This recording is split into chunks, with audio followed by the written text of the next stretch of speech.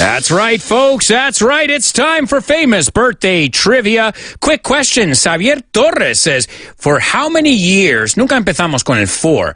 So, diríamos, te doy la pregunta que quieres. How long did you live in the United States? Porque tu pregunta es, for how many years have you been living? Significa que sigo ahí. So, remember, el presente perfecto continuo sigue en vigor. Entonces, me podrías decir, how long have you been living in Madrid for example, right? Porque sigo aquí. So, tu pregunta sería en pasado, how long es para periodos de tiempo. How long did you live in the United States for? Well, my whole life until I was 26. 26 or 25? I can't remember now. Well, I moved to Spain in my mid-20s. So really, my whole life. And, I also grew up here in Spain in the summers. So I feel very Spanish, too. You know, obviously I was born in the USA. I'm American. I love my country. But I also am very Spanish, too, right? I've never said the word cuñado. I always say cuñado, ¿no? De hecho, no me sellan el pasaporte si digo la palabra cuñado, right? You got to say cuñado. That's the way you say it. All right, well, guys, let's take a look here at today's famous birthday trivia. I'll tell you the three people who are celebrating a birthday. Well, I'm not going to tell you who they are. I'll give you some clues. And you guys tell me who famous birthdays are. So, number one, this guy was born in 1986, a Jamaican retired, I didn't know this, retired, jubilado, sprinter. To sprint is to run really quickly, right? He is a world record holder. In fact, he holds many records. 9-time Olympic gold medalist. I just said his name before. Fastest guy on the planet. Yeah, if you were paying attention, the first one should be no problem at all. Jamaican. He's Jamaican, you know. Jamaican me crazy. Welcome to Jamaica, man. Let me try and do my Jamaica accent, man. I was down in Jamaica for a long time, man. This is my problem. When I start doing a Jamaican accent, it turns into an Irish accent. And when I start doing an Irish accent, it turns into a Jamaican accent. So, okay, I did the Boston one, I did the other ones, but that one's a tough one. All right, number two, this guy was born in 1938, an American singer, songwriter, guitarist, producer, and actor, a member of the Country Music Hall of Fame. In fact, one of the most successful country music artists out there. I love the guy. One of my favorite songs of his is The Gambler, which we looked at today in our Name That Lyric section, didn't we? You got to know when to hold 'em, know when to fold 'em. I know you guys want to sing it. We're going to sing it at the end of the show again. De hecho, Nacho, no sé si tienes la parte al final, cuando está como... hay una parte que se repite ahí sin batería, que es solo el... Bueno, Nacho's going to see if he can find that, because we're going to sing it together. So get ready, grab the lyrics, find them, Google The Gambler, because I'm going to give you a second chance to sing it with me. You got to know when to hold 'em, know when to fold 'em, know when to walk away, know when to run. All right, so get ready, because we're going to sing it to say goodbye. That's number two, the guy who sings this song. I always loved this guy from the first time I saw him on TV, and that was, in fact, very strange, because as I said before, I saw this guy on The Muppet Show, Los Teleñecos, and I'm sure if you Google this guy's name, which I'm not going to tell you, because you have to tell me his name, you Google his name and put Muppet Show, y seguro que lo encuentras. I'm sure you'll find it out there. And he's also got... a chain of chicken restaurants with his name. What else can I tell you? He was in the movie Six Pack. We looked at that today. And he has a pet goat named Smitty. A pet goat. The greatest of all time there. And I would say in country music, this guy is the GOAT, as far as I'm concerned. All right, that's number two. Number 3, she was born in 1956, and an English-Canadian actress, very popular for playing the role of Samantha Jones on HBO's Sex and the City. I have to say something, I've never seen an episode of Sex and the City, but I know who this actress is. In fact, she was in many movies before that. She was in Police Academy, Big Trouble in Little China, Mannequin, Porky's, and many, many other movies. The Bonfire of the Vanities, etc. All right, so let's see if anybody knows all 3 of today's famous birthdays. I see a lot of people are getting them one by one over here, but I don't know if anybody's got all of them. All right, sing it with me, guys. Today's famous birthdays. Number 1, Usain Bolt. Number 2, Kenny Rogers. Number 3, Kim Cattrall. Here we go, folks.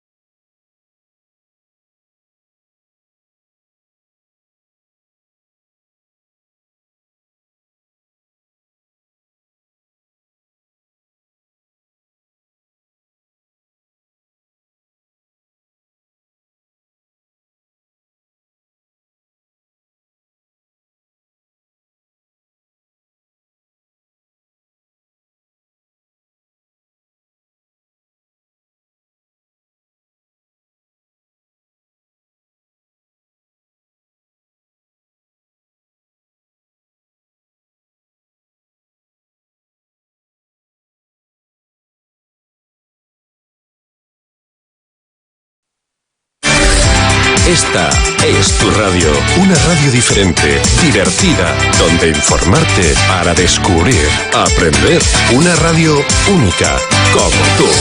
Esto es Vaughan Radio. Hay tan poca gente en España con un alto nivel de inglés, tan poca, que las empresas las rifan.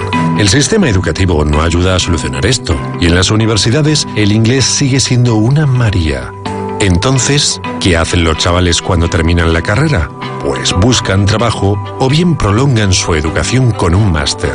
Los que buscan empleo aspiran, claro, a buenos puestos o a las buenas empresas, pero se colocan mal. Sí, se colocan mal por la falta de un buen nivel de inglés. ¿Y qué hacen ante esto? Pues muchos hacen un máster en recursos humanos o en derecho comunitario o algo por el estilo para mejorar su currículum. La verdad es que seguimos sin entenderlo. ¿Por qué dedicáis 1 a 2 años a un máster, sabiendo que vuestra carencia es el inglés?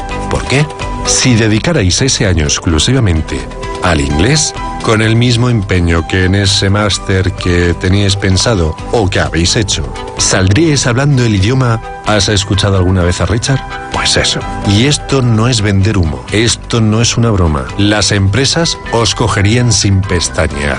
Saber inglés como Dios manda vale 5 másters. Estamos hablando sobre todo a los jóvenes. En su último año de carrera, os queda poco tiempo para venderos en el mercado laboral. Cada año salen al mismo tiempo miles de personas a buscar su primer empleo. Pronto vais a tener un montón de competidores. Cientos, miles de competidores. Todos con licenciatura o con máster. ¿Cómo piensas competir con ventaja? ¿Cómo vas a diferenciarte de todos ellos? Para las empresas serás uno más del montón. Todos con su diploma o con su máster. Y todos con un inglés bastante pobre. Ahora que tienes 22, quizá 23 años, a tu edad todavía no cuesta tanto hacerte con un alto nivel de inglés. Si no acometes este problema ahora, si te empeñas en esquivar el asunto haciendo un máster en empresas, que tampoco te va a diferenciar al final, te condenas a arrastrar el tema del idioma inglés hasta el fin de tu vida profesional. Hazme caso. Lo vemos todos los días. Si no agarras el tema del inglés ahora, con decisión y firmeza, no llegarás a saberlo nunca. Siempre tendrás un nivel medio. Serás uno más del montón. El inglés en España abre más puertas que ninguna otra cosa. Infórmate sobre el Máster en Inglés Profesional o el Executive Máster en Inglés Profesional, también en versión fin de semana, en Madrid, Valencia y Barcelona. Infórmate grupovaughan.com o 911335833.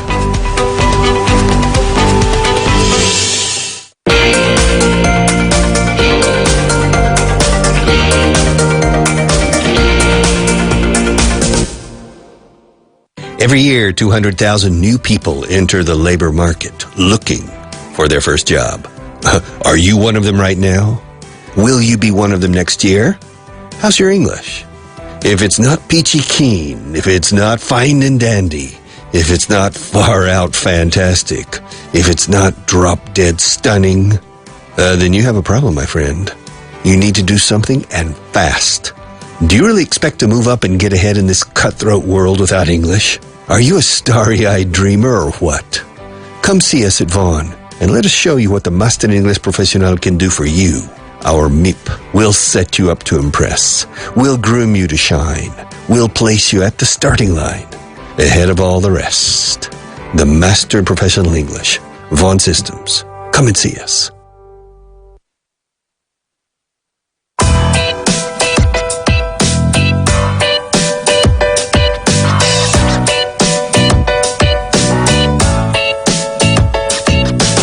Marta and Mickey sitting in a seat.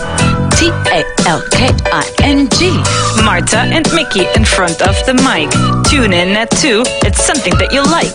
Marta and Mickey, an unbeatable team. Listen to them and learning English will be a dream. They talk and they teach and they talk. Listen to them when you run or when you walk.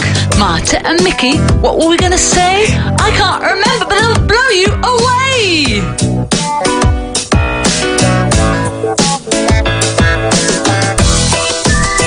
Hello, everybody. Thank you for tuning in to another live episode of the Marta and Mickey Show. Unfortunately, Marta's not with us today. She'll be back tomorrow. So you're stuck with me. That's right. You get 1 hour live with just Mickey. I'll try and do everything that we do together justice with just one person. I can't do any promises, so I might need a bit of help from you guys, especially with the challenges. But we'll get to that in a moment. We need to review all of the cool stuff that we did yesterday.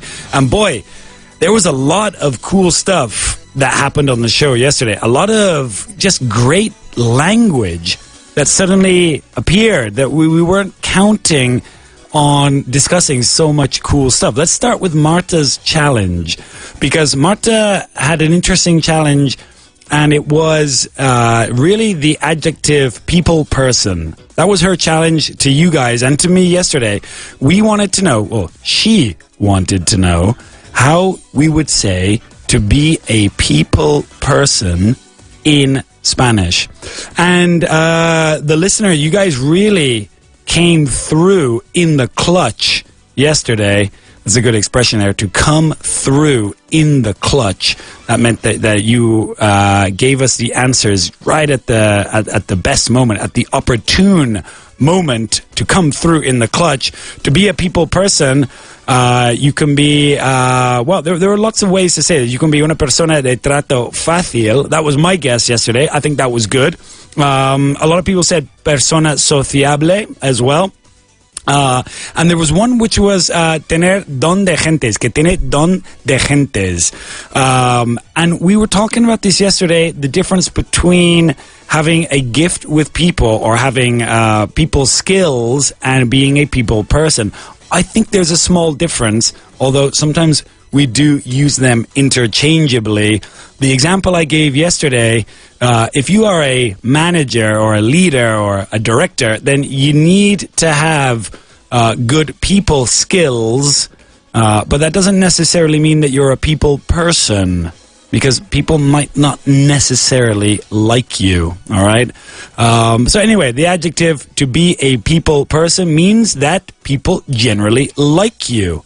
And I mentioned yesterday that you can interchange people for another noun. You can be a dog person, meaning that dogs like you, and I guess that you like dogs. Or you can be a cat person, meaning that you like cats. I think they say that most people are either one or the other, interestingly enough.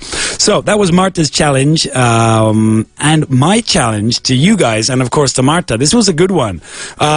We were talking about Bill. Again, Bill ha cometido un crimen, pero se ha librado. That means that he didn't get a punishment. And you remember, there were lots of ways to say this. Especially, there was a great phrasal verb, to get away with something, especially a crime, you could say, Bill got away with it. Se ha librado. He got away with it. It is the crime. He got away with the crime. He got away with stealing the car, whatever it is. But that wasn't the expression that I was trying to teach you yesterday. The expression had something to do with Mel Gibson in Braveheart. Why? Because in that movie, there's a very famous line that everybody knows from the movie where Mel Gibson says, they will never take our freedom. So that was the first clue. And of course, his nationality is Scottish. And so that's the expression. When you do not get a punishment for a crime or for something that you do, then the expression we have in English is to get away scot-free. Scot-free. S-C-O-T-F-R-E-E. There's the expression. Now remember, you can also say he got away with it, but a cooler expression, a more native expression, is to get away with something scot-free. So there it is. Those were the challenges that we looked at yesterday. Pretty cool. I think you'll agree. We also looked at grammar. What was the grammar we did yesterday? That's right, ladies and gentlemen. We were talking about the difference between like and enjoy. Now, most of the time, like and enjoy are the same. I like to read. I enjoy reading. I like to go to the beach. I enjoy going to the beach. But there are a couple of cases when like and enjoy are not interchangeable. Maybe we'll call these collocations, words that we just use together for no good reason. For example, all right, you enjoy a moment. You enjoy a moment. Hey guys, come on. Enjoy every moment of this show. Enjoy every day like it's your last.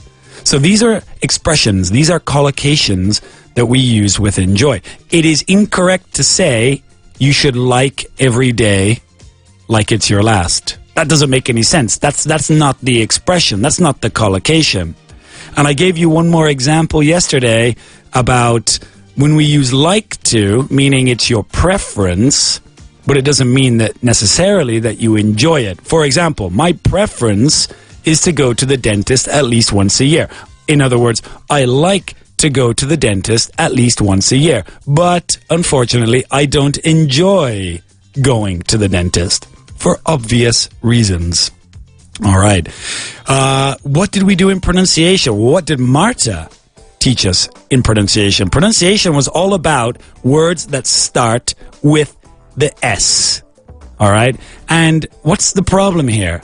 Well, the problem is that you don't put a vowel sound before that. So you don't say a student, you have to say student.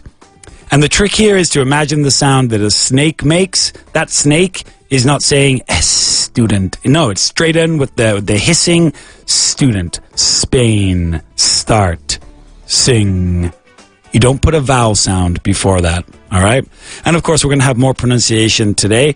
Be on the lookout for that one. I've got a good one for you. Yesterday's phrasal verb was all about leaving somebody in a particular location or being left in a particular location. Of course, that's the phrasal verb to drop off. Now, not in the sense of to decrease. We looked at that one a couple weeks ago. This one was, hey, can you drop me off at the corner or on the corner? If you're in a taxi and you want to get out of the taxi at a particular location, you would say to the taxi driver, hey, taxi driver, can you drop me off on the corner of, I don't know, on the corner of that street? Yeah, sure, no problem. I can drop you off wherever you want. All right. So there it is. That was the show that we had yesterday. And, well, that leaves us with one thing to do, and that's talk about the challenges that we have for today. Ven a conocer el método Vaughan. Invertimos todo nuestro esfuerzo en encontrar y formar a los mejores docentes.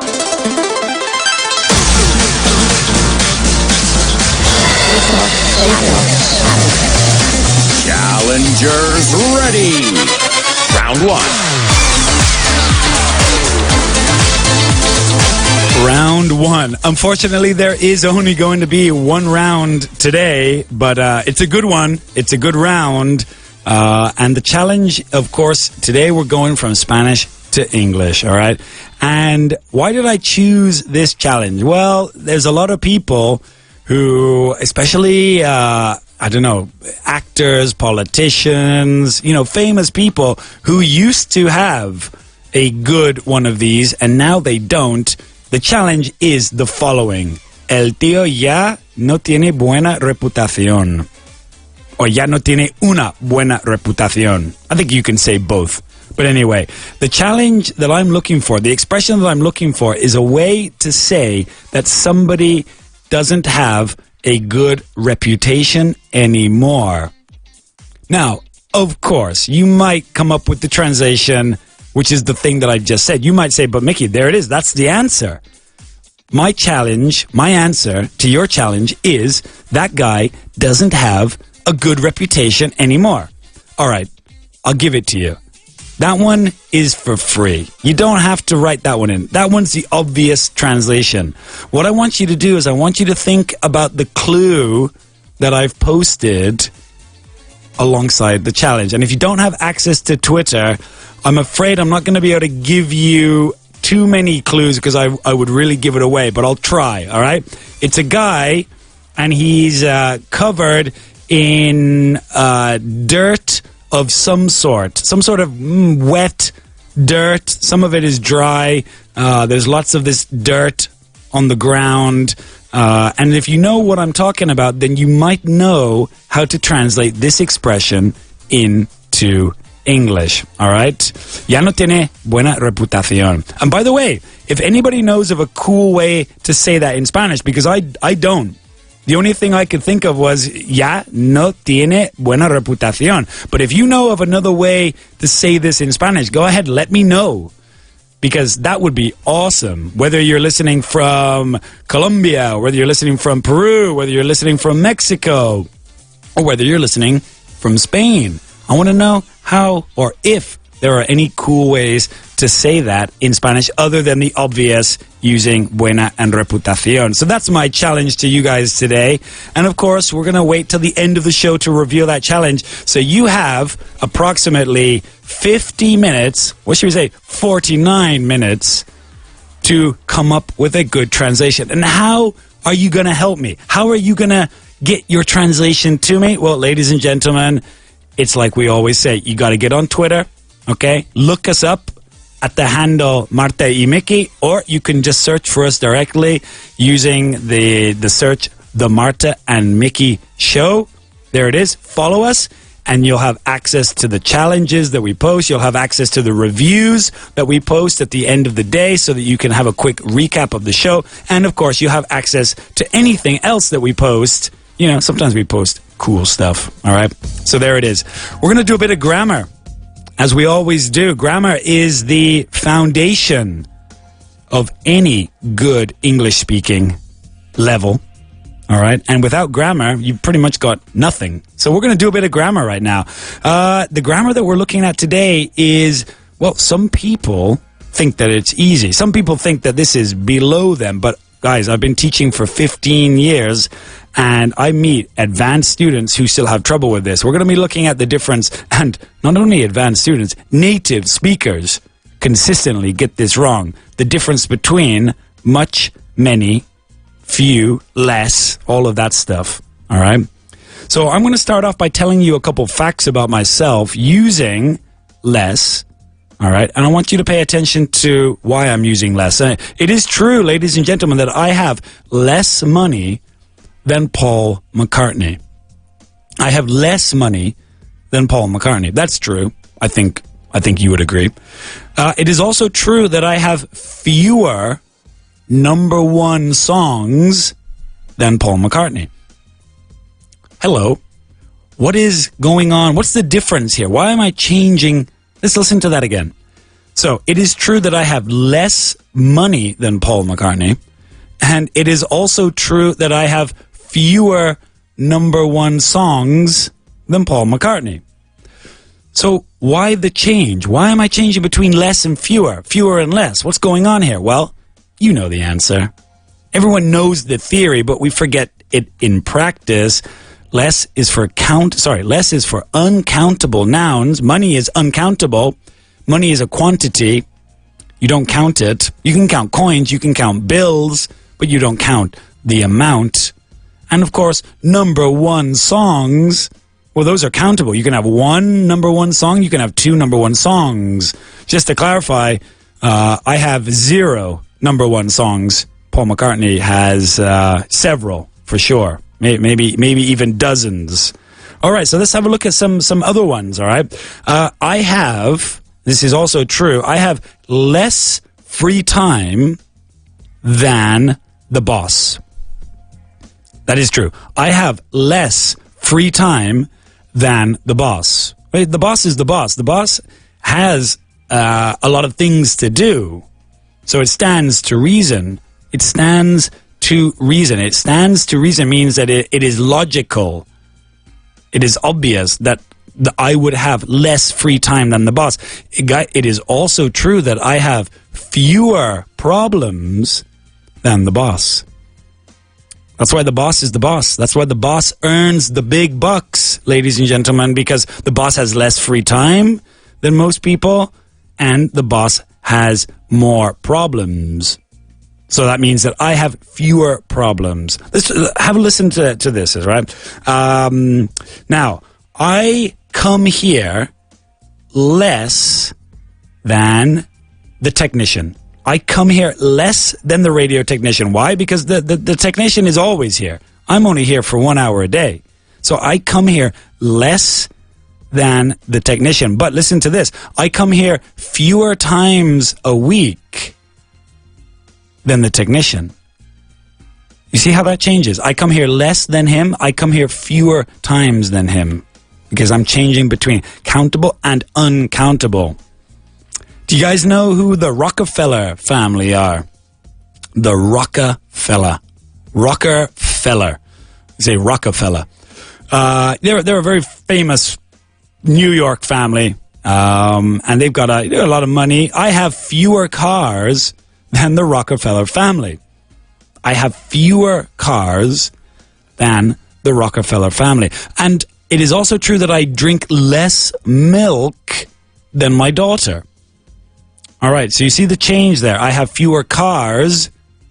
I drink less milk than my daughter. All right, now why less? Because milk, of course, milk is uncountable. You can't count milk. You can count bottles of milk. You can count pints of milk. You can count cartons of milk, but you can't count milk. So I drink less milk than my daughter. All right. Or I drink fewer bottles. I drink fewer bottles.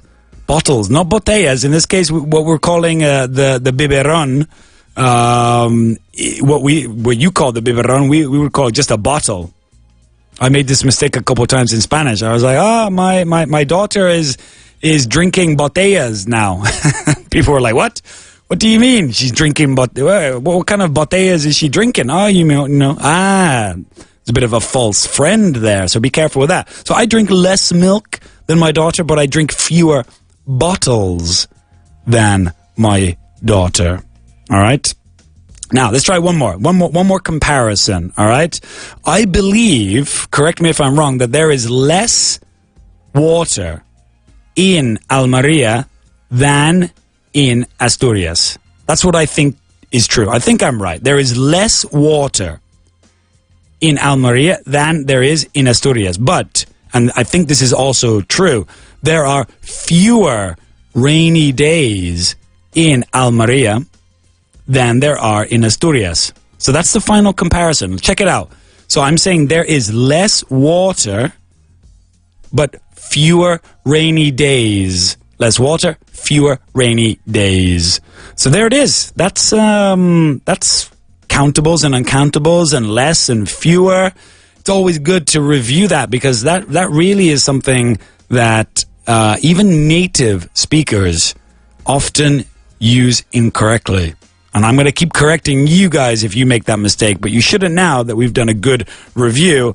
And that leads us to the next section, which is one of my favorites. You guys know this. It is Double Take.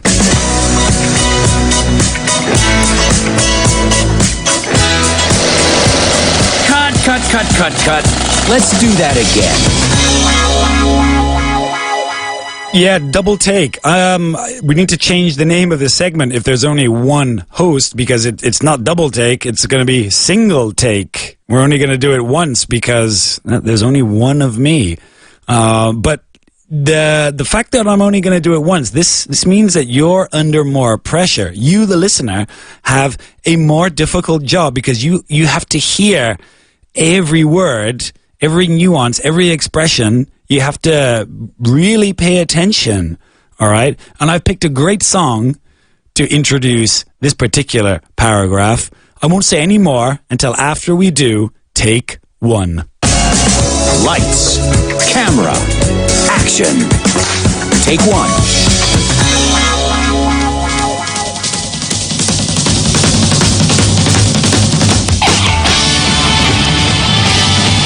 It'll be a lot easier once we've finished with the court case.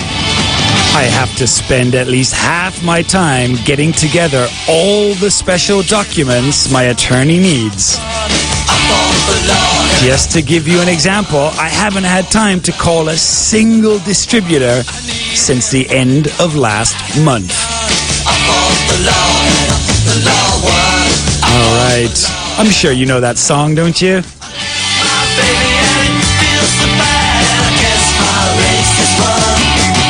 That's right. You heard it. You heard it here first. It's The Clash. What's the name of the song and why did I choose it? Well, the name of the song is I Fought the Law. All right? Fight, fought. So it's really peleé con la ley. I fought the law. The authorities. The law, in this case, when we say I fought the law, we're talking about the police, the authorities, the system. And unfortunately, in the song, the law won. Yeah? Ganó la ley. As they usually do. As it usually does. So why did I pick that song? Well, this paragraph is about a court case. It's one of the central themes in this paragraph, a court case. What is a court case? All right? Because you understand court. Court is juicio. Yeah? All right? And case, caso. All right, so yeah, you can get it from that. So it will be un caso judicial, maybe. Yeah, that's kind of the translation. A court case. Now, in a court case, this is where two lawyers representing two parties, all right, they fight each other, really. They fight. There's a little bit like The Clash, fighting the law and the law winning. All right? So let's talk about the language in this paragraph. There was a great phrasal verb. Love this phrasal verb. I often teach this one. To get something together. Here's the sentence again. I have to spend at least half my time getting together all the special documents. Getting together. What does that mean, get together? Well, in this case, it's reunir. Yeah? I have to spend half my time reuniendo todos los documentos. So I have to spend a lot of my time getting together all of these documents. And this is an interesting phrase that means, you have to collect things, you have to find them, you have to put them in the right order. Sometimes they're in some location and other times they're in a different location, but you need to get them all together. All right? Get them all together. Now, you know that this paragraph, this was written by an American. Why? Because of the translation of the word abogado. All right? Because this word appears in the American form, which is attorney. It's very rare that you hear that in the UK or in Ireland, but it is very common that you hear abogados being called attorneys in the United States. All right? So you've got lawyers, you've got attorneys, and really, as far as I know, they're the same. Although maybe there's a lawyer out there or an attorney who would say, actually, there's a difference. Maybe there is. If there is, let me know. But I know that as native speakers, we use the terms interchangeably. All right? You got a lawyer, call my lawyer, call my attorney. It's funny, though, because most attorneys on their card will say attorney at law. So that's their job title.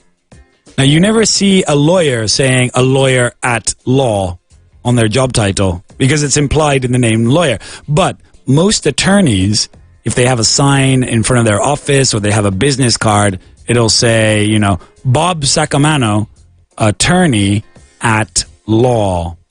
I wonder what other attorneys there are. I wonder why they say attorney at law. Maybe you can be an attorney at something else. Huh. I've never thought about this before. Anyway, I'm going off on a tangent. We got one more thing to talk about. Desde finales del mes pasado. That's the very end of the paragraph. Desde finales del mes pasado. How do you say that in English? That's right, guys. Since the end of last month. Since the end of last month.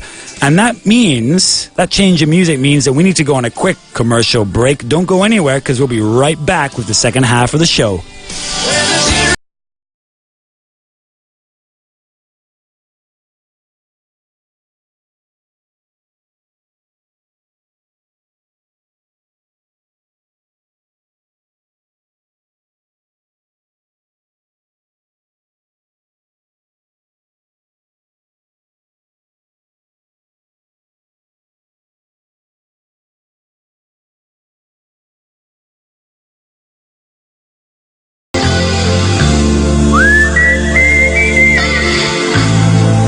You're listening to the Marta and Mickey Show. Vaughan Radio.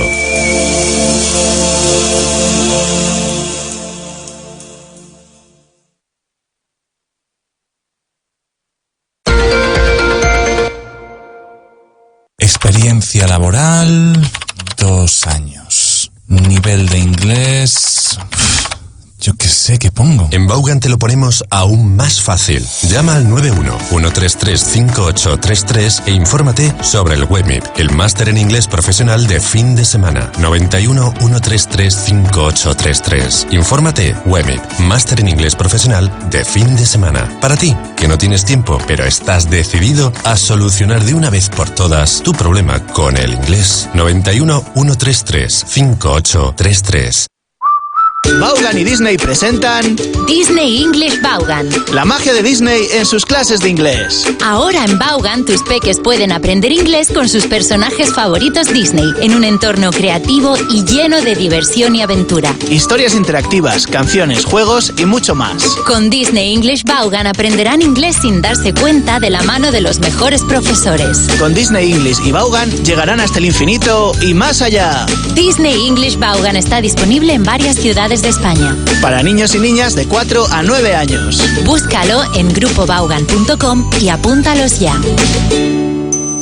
Me apunté al curso trimestral porque quería mejorar el inglés, lo que pasa que no estaba muy convencido porque no tenía muy claro si iba a ser una clase pues aburrida y monótona que hemos tenido siempre pues en el instituto, que al final no te motiva nada, pero el primer día que nos metimos ahí y el profesor nos empezó a meter caña, pues vi que eso pues no iba a ser para nada monótono. Cursos trimestrales de Vaughan. 91-133-5833 o grupovaughan.com. Dale un empujón a tu carrera profesional. Apúntate al Executive Master en Inglés Profesional de Vaughan. Aprenderás a negociar, a hacer presentaciones y a controlar cualquier situación profesional en inglés. Apúntate ya llamando al 91-133-5833 o entra en grupovaughan.com. La niñez es el momento en que hacemos preguntas incómodas. También es el momento perfecto para aprender inglés. Si no quieres que tus hijos se hagan mayores sin saber inglés, olvídate de los viejos métodos que utilizaron contigo. Descubre Vaughan Junior, un método que despierta sus ganas de aprender y su curiosidad por el inglés. Aprenden de forma natural y divertida. Llámanos ahora al 91-133-5832. La magia de Disney en sus clases de inglés. Disney English Vaughan es un curso de inglés para niños entre 4 y 9 años donde combinamos el método Vaughan con la magia de Disney. Sigue siendo el método Vaughan al 100%, es decir, corregimos todo, hacemos que repitan todo, machacamos los puntos gramaticales, trabajamos la agilidad verbal, pero todo con la magia de Disney y con material nuevo para deberes, pantallas interactivas.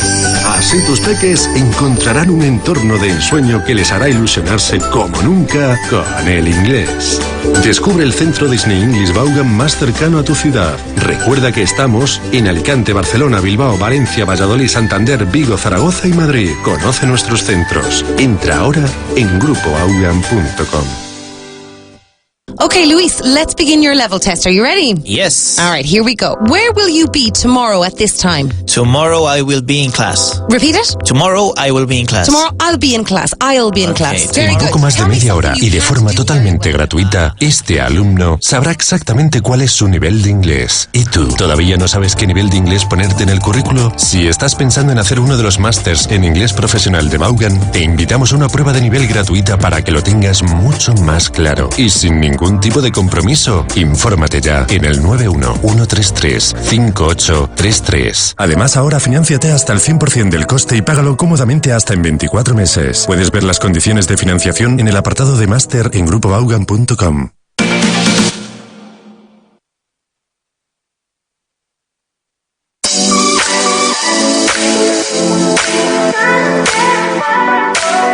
Welcome back to the Marta and Mickey Show.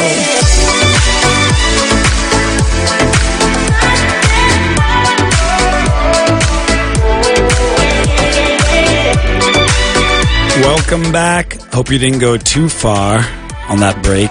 You couldn't have gone that far. It was only 4 minutes. I didn't go anywhere. I was planning what I was going to do with you guys for the next 25 minutes.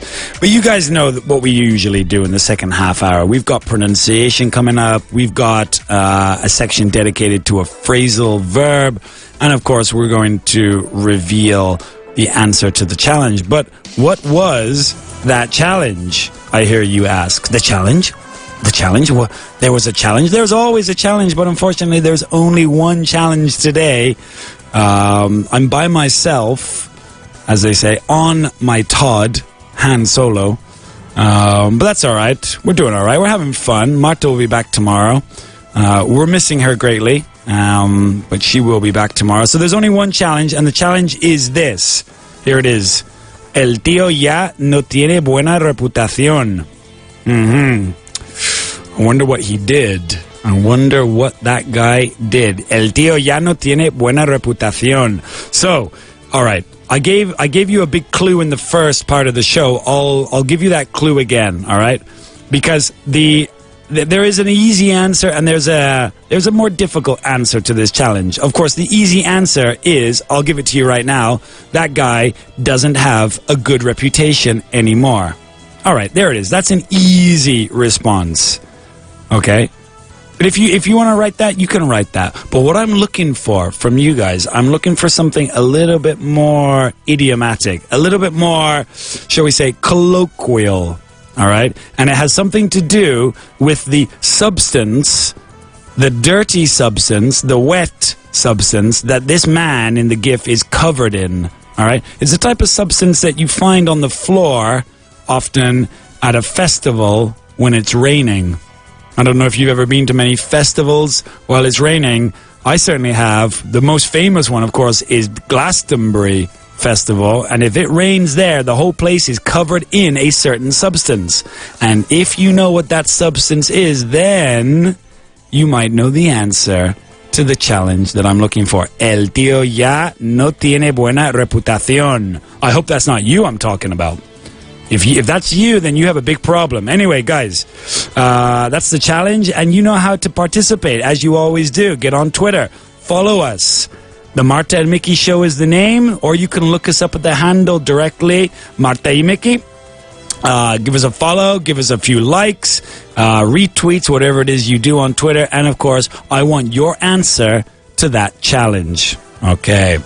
So, what do we do now? What does Marta usually do after we review the challenges? That's right, ladies and gentlemen. It is time for Pronunciation Pitfalls.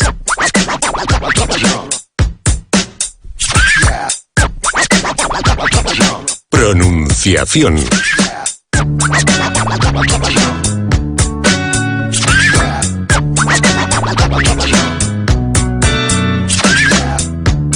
pronunciation pitfall. I don't know if we do this sometimes, but let me remind you what a pitfall is. All right, it comes from two words: pit, which is like a hole in the ground, and fall, the verb caer.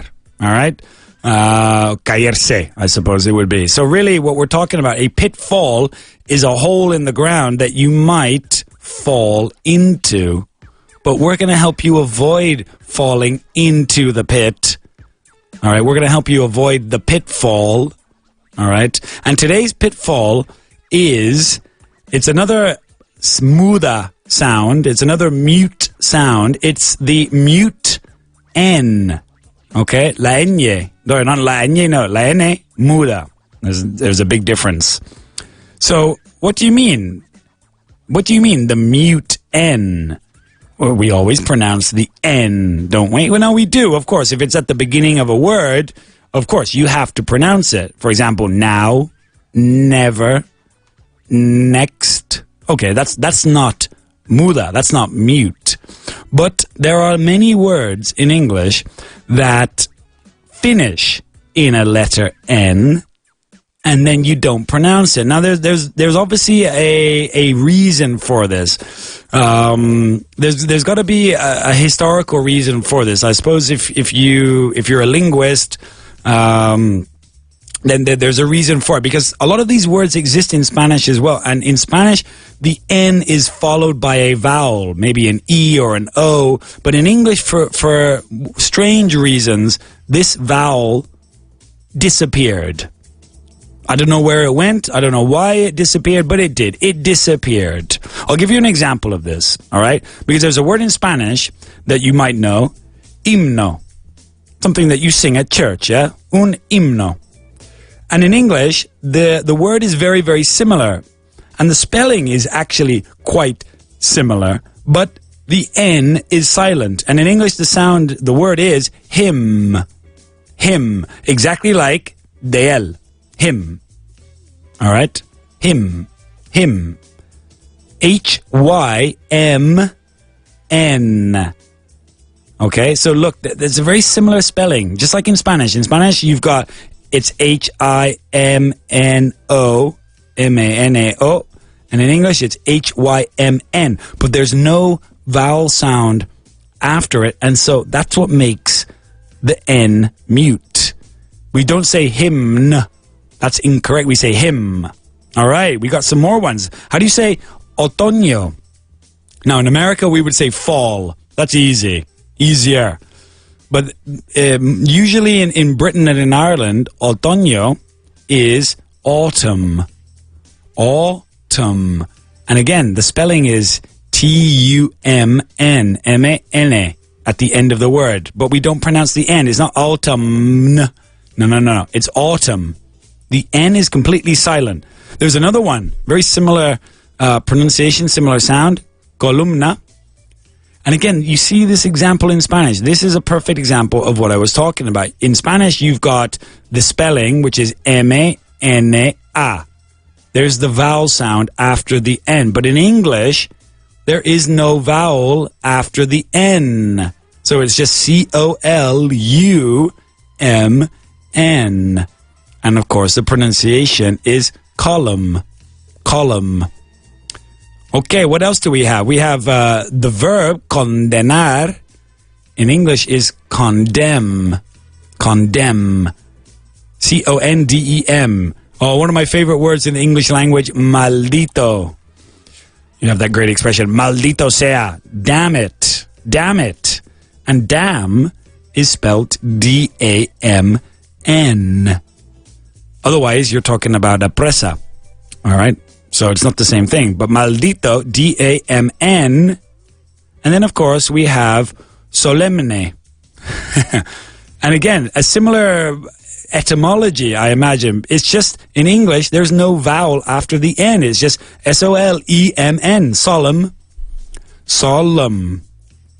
So it's like sol in Spanish, solemn. Solemn, not solemn. You don't pronounce the N. Now, those were 6 words that we looked at where the N is at the end of the word. But what about in the middle of the word? Well, usually they're related to the verbs that we looked at. For example, condenado, there's the verb condenar. Condenado, the past of condemn is condemned. Condemned. But it has an N in it. It's C-O-N-D-E-M-N-E-D. Condemned. All right? The past of the verb to damn is damned. And the adjective, damning. Now, damning is an interesting adjective. It means incriminatorio, really. Damning evidence, damning results, damning, a damning find, damning, incriminatorio. And again, the N is silent. Oof, the silent N, la N muda.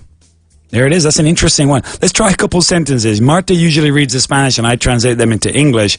I'm just going to read some sentences in English now, and you're going to hear loads of words with a silent M. Here's the first one. Damn, autumn, it looks so solemn. Damn, autumn, it looks so solemn. Interesting sentence. Let's try another one. Here we go. Let's sing a solemn hymn by the third column of the church. Oh, very nice. Let's sing a solemn hymn by the third column of the church. Which is, I suppose the translation is, cantemos un himno solemne en la tercera columna de la iglesia. Yeah, okay. Let's try another sentence. I got one more crazy sentence for you. I'll read this in Spanish first, and then let's see if you can translate this one. All right? No condenes el himno. No es tan solemne como piensas. How would you say that in English? Now, there are 3 words in here that have a silent N. La N muda. 3 words. No condenes el himno. No es tan solemne como piensas. That's right. Here's the translation. Hey, man, don't condemn the hymn. It's not as solemn as you think. Don't condemn the hymn. It's not as solemn as you think. So there we go. That was today's pronunciation pitfall. Not too difficult, and there aren't many words in the English language that have that silent N. Most of them you probably know, and if you didn't know them, then you got 9. We practiced 9 today. I'll say them one more time before we move on. We had autumn, column, condemn, damn, hymn, and solemn. And then we had condemned, damned, and damning. Maybe there are more. If there are more, if you know of another word that I didn't mention here, let me know. Get on Twitter. Let us know. All right. So that concludes the pronunciation pitfall for today. We're going to move on now and talk about today's phrasal verb. Participa en el programa a través de Twitter. Ya sabes, Marta y Miki con @adelante. Síguenos, participa y recuerda, suscríbete a los podcasts de este programa. The Marta and Mickey Show.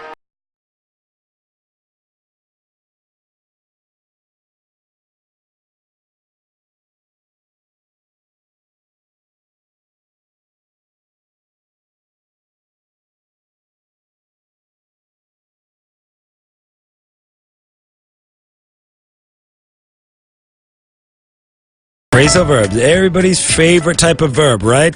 Yeah, right. That was being sarcastic. Everybody hates these verbs. Why does everyone hate them? Well, I suppose because they're difficult. They're only difficult, though, if you practice too many at the same time.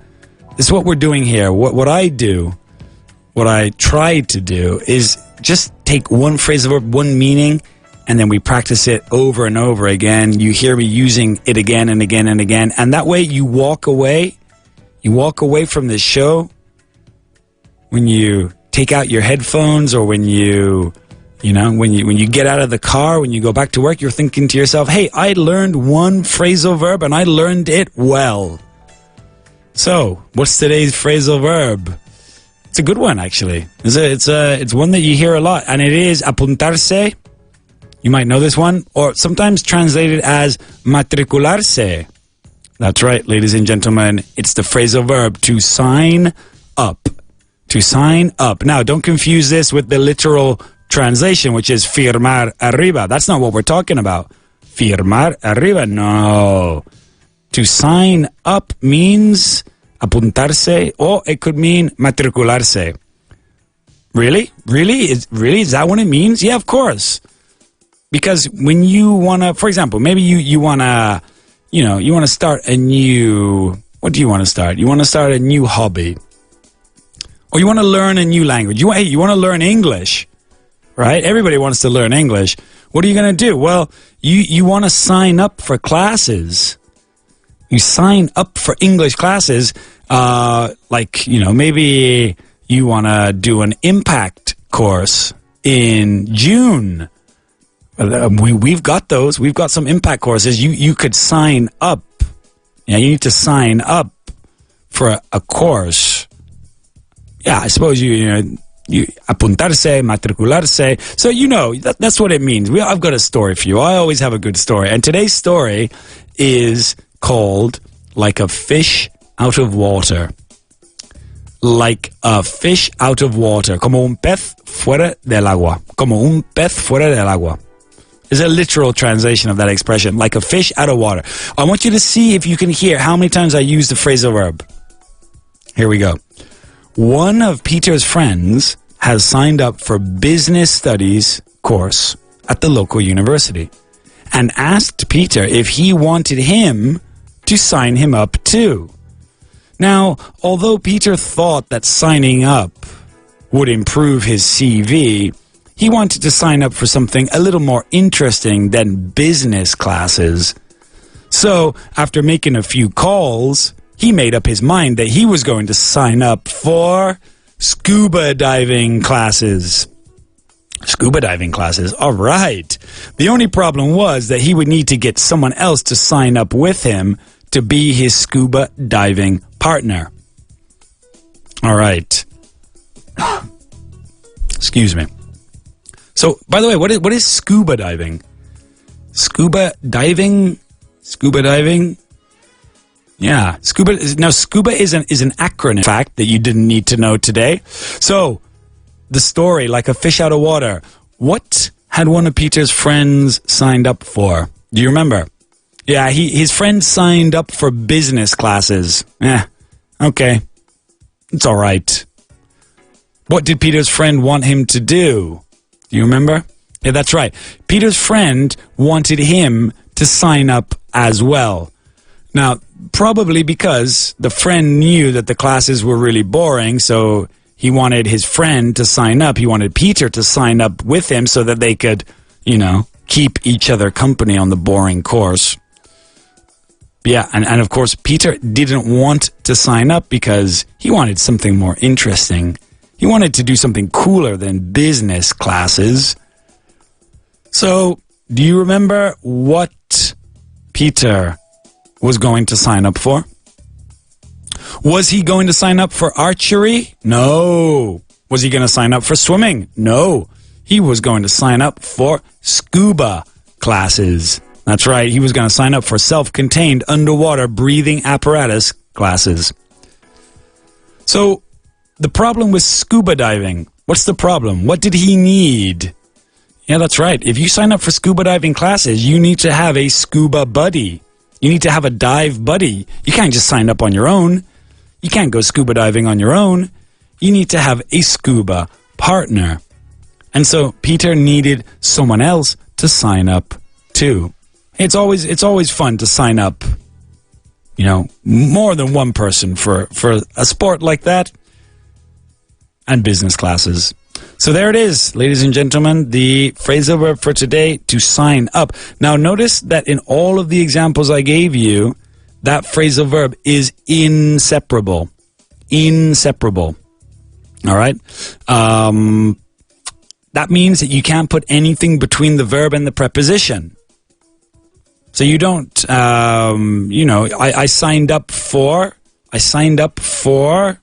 scuba diving classes. Not I signed scuba diving classes up. No, I signed up for classes. Now, I've just realized that this verb, the verb to sign, is an example of a verb, of a word with a silent N at the end. Why didn't I think of this before? This is very obvious. Sign. S-I-G-N. It's not sign. It's like S-A-I-N in Spanish. Sign. Interesting. Don't pronounce the G. I suppose the G is a silent one there. There it is. And that means that we finished the phrasal verb. We're getting very close to the end of the show, but we can't finish the show without revealing today's challenge. And we do that by going to the scorecards. Time to go to the scorecards.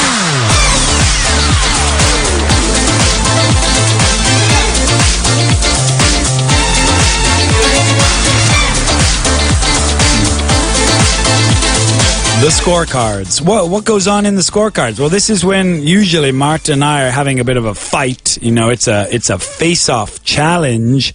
She challenges me, I challenge her. We've been duking it out. We've been fighting for 10 rounds, 12 rounds. And this is when we find out who the winner is. Today there's only going to be one winner. I'm the only person in the fight today. But maybe you guys at home are going to be the real winners, because I've seen some really good answers to my challenge. Now, what is the challenge? Let me remind you one more time of this challenge, because here it is. El tío ya no tiene buena reputación. El tío ya no tiene buena reputación. So, that's an easy one, right? You could translate this as that guy doesn't have a good reputation anymore. All right, no problem. No one would argue with that. That's not wrong, but it's not very colloquial. It's not very idiomatic. It's not a cool expression. That's what we're looking for here. So what is a cool expression? Well, in English, we use... I'll give you another clue, all right? How do you say barro in English?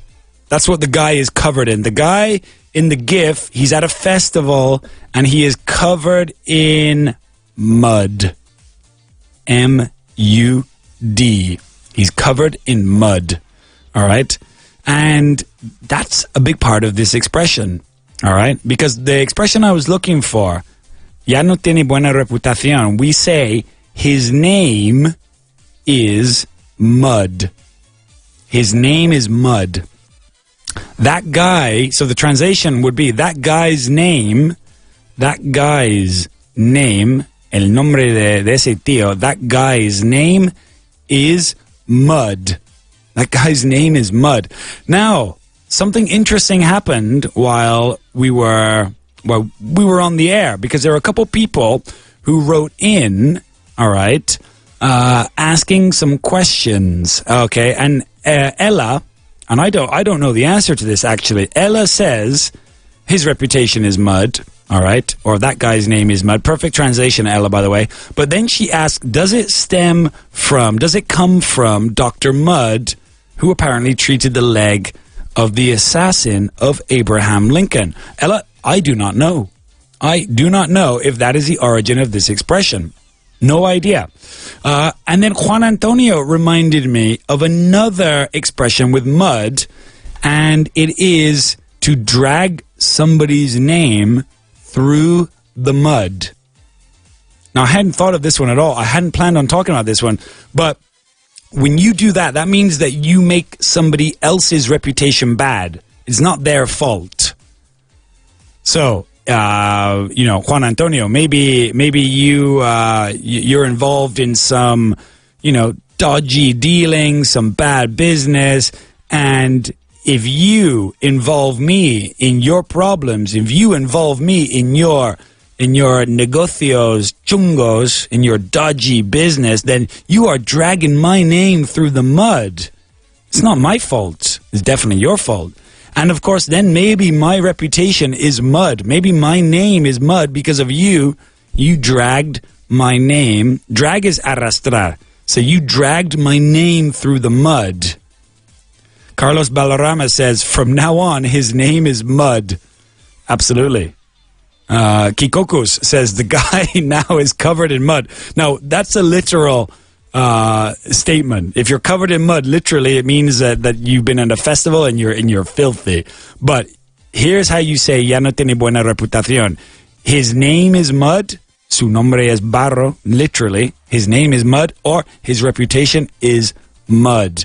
And speaking of Kikokos actually wrote in and asked a couple. Well, I asked if there was any other way in Spanish to say ya no tiene buena reputación. Kikoko said, este tío ya tiene fama. Ironically, of course, este tío ya tiene fama. He has a bad reputation. Thank you for that, Kikokos. And also, he says, es buena pieza. Es buena pieza. I like this because this actually has an English translation as well. We say, he's a piece of work, which I imagine is the translation for this. Es buena pieza. The translation would be, he is a piece of work. Una pieza de trabajo. Now, don't ask me why, but that's what we say. When somebody tiene mala fama, we say, he's a piece of work. Anyway, guys, thank you for joining me today on this solo run, this solo hour of the Marta and Mickey Show. We'll be back tomorrow, same time, same place. Bye-bye.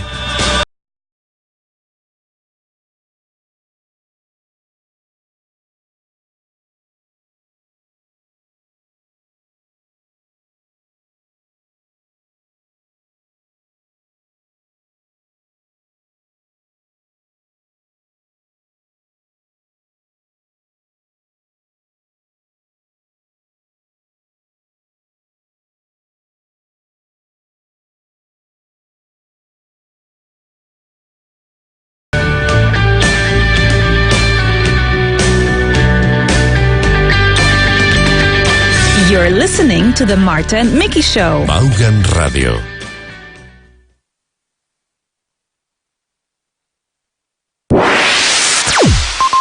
You're listening to Vaughan Radio. Do you want to improve your English? You're listening to the right radio. You're listening to Vaughan Radio. Estamos hablando sobre todo a los jóvenes. En su último año de carrera, os queda poco tiempo para venderos en el mercado laboral. Cada año salen al mismo tiempo miles de personas a buscar su primer empleo. Pronto vais a tener un montón de competidores. Cientos, miles de competidores. Todos con licenciatura o con máster. ¿Cómo piensas competir con ventaja?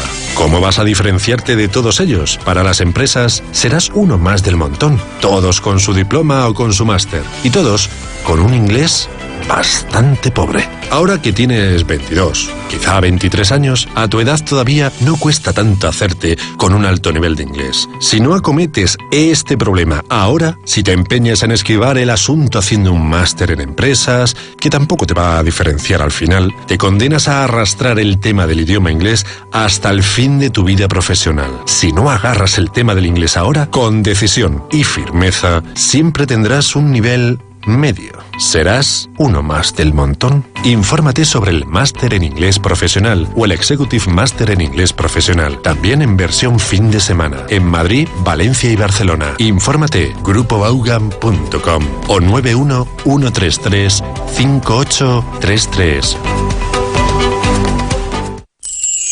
Trabajamos con canciones que han sido diseñadas y creadas especialmente para aprender inglés. Canta las canciones constantemente. Al final canto yo con ella también las canciones y al final pues aprendo pues canciones nuevas y la verdad es que nos divertimos bastante.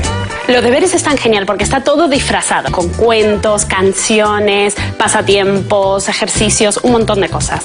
La verdad que este nuevo formato motiva muchísimo a los niños porque son clases como extraescolares que ya vienen de estar toda la jornada en el colegio, son 2 horas más y aún así él no sale cansado ni nada. Lo recomiendo, 100%. Así tus peques encontrarán un entorno de ensueño que les hará ilusionarse como nunca con el inglés. Descubre el centro Disney English Vaughan más cercano a tu ciudad. Recuerda que estamos en Alicante, Barcelona, Bilbao, Valencia, Valladolid, Santander, Vigo, Zaragoza y Madrid. Conoce nuestros centros. Entra ahora en grupovaughan.com. Me apunté al curso trimestral porque quería mejorar el inglés, lo que pasa que no estaba muy convencido porque no tenía muy claro si iba a ser una clase pues aburrida y monótona que hemos tenido siempre pues en el instituto, que al final no te motiva nada, pero el primer día que nos metimos ahí y el profesor nos empezó a meter caña, pues vi que eso pues no iba a ser para nada monótono. Cursos trimestrales de Vaughan, 911335833 o grupovaughan.com. A 200 metros gire a la derecha. Después en la rotonda tome la segunda salida y habrá llegado a un nivel de inglés C1. Olvida los atajos que no funcionan. Si este año quieres dar un buen impulso a tu nivel de inglés, tu destino es Vaughan Town, un lugar único en España donde aprenderás de verdad. 6 días en un entorno 100% angloparlante que equivalen a 500 horas de clase. Vivirás el inglés con multitud de actividades que te ayudarán a desarrollar tus capacidades y mejorar tu inglés en todos los terrenos. Ponte en marcha, te estamos esperando. Las plazas son limitadas. Llama ahora al 911335833 o entra en grupovaughan.com. Empower your English. Empower yourself. Aprendiendo, descubriendo, enseñando, compartiendo. Este verano no te olvides de tu inglés. You're listening to Vaughan Radio.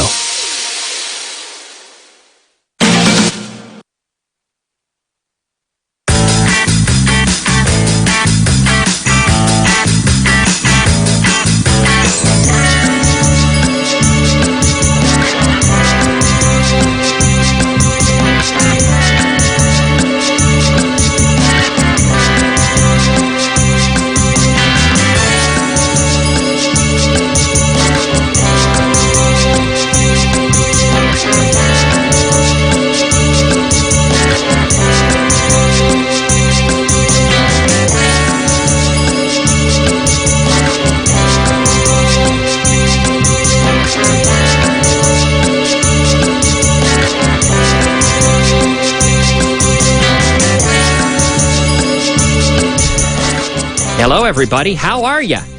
How are you today? How are you doing? We have a nice drive time show for you today. It is Wednesday. It's the middle of the week. We do have... Hello, Kyle. Hello. Yes, we have lots to talk about on this Wednesday afternoon as we look at some history later on. History, let's see. We're going to talk about Hergé. This is the cartoonist who created Tintin. Ah, claro. Tintin. Remember him? The Belgian... If you ever go to Brussels, you'll see him all over the place. Tintin. And we'll talk about Georges Prosper Remy, who was, Tintin, born on this day, essentially. The cartoonist, or I should say, Hergé was born. Anyway, we'll talk about that. Also, a very famous train robbery took place on this day in 1868 in the Wild West. So we'll talk a little bit about Wild West and cowboys and train robberies. Very exciting. Also, the Beatles will be featured on the program today as we look back to 1965 when the Beatles went to #1 with their song Ticket to Ride. It was their 8th #1 in America. And we'll talk a little bit about that, and we'll even play the song for you. Que suerte, no? Yes, we got that coming up. Also, we have some interesting facts for you on the Drive Time Show today. We have news, we got history, we got all kinds of things, questions from listeners. So much to talk about. Let's get it started right now, everybody. My name is Kyle Miller, and welcome to Drive Time. Estamos on aire.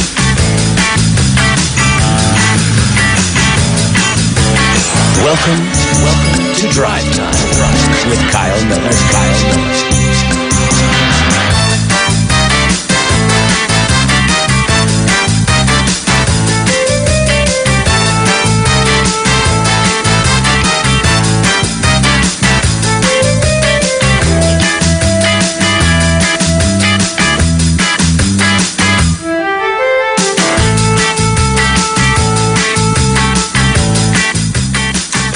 Estamos on aire.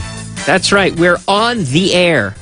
We're on the air. We're broadcasting, broadcasting, everybody, from our studios in Madrid, and you can hear us everywhere as we, you can hear us anywhere because we're online on the internet. But we're also on the dial in places like Alicante and Valencia and Bilbao and Zaragoza and Lima, Peru, right? 1470 a.m. So many ways to tune in. The TDT, La TDT, where we have impressive and growing numbers, everybody. Yeah, the numbers seem to be growing and more people are enjoying what we do and learning, improving their English for free. Con nosotros no cuesta nada.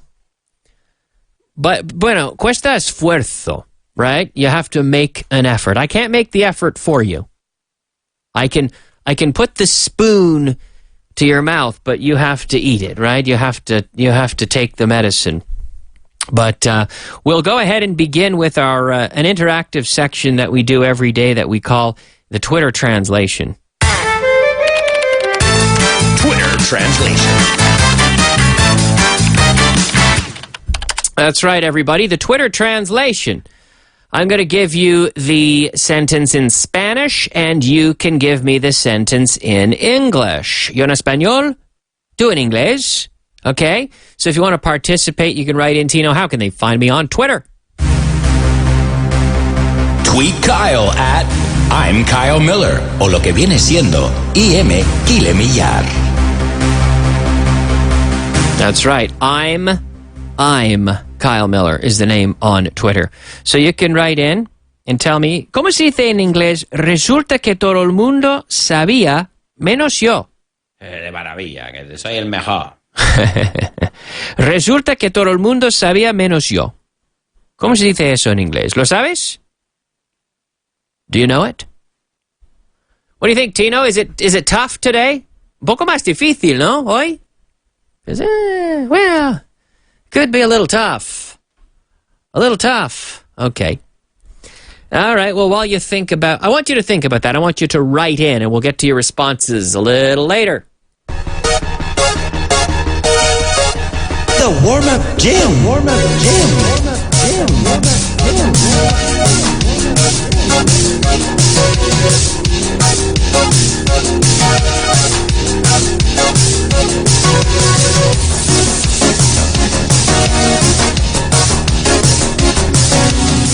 All right, everybody.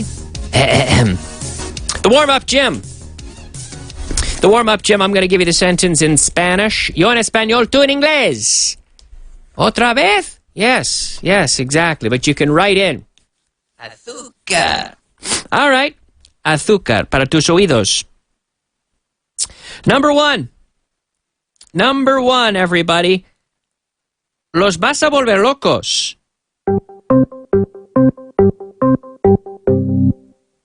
You're going to drive them crazy. You crazy. You're crazy, man. You're going to drive them crazy. Do you know who that was, Tino? Do you know who that was? That voice? Mr. T. Mr. T. Can we hear that again? Can we hear that again? You crazy. You're crazy. Because I suppose in Spanish he was overdubbed, right? He was doblada, overdubbed. But yesterday was Mr. T's birthday. Yeah, I sent him a tweet. I did. I sent him a tweet and said, "Happy birthday, Mr. T." He didn't answer. I'm still waiting for his answer. Maybe Mr. T will write me on my birthday in June.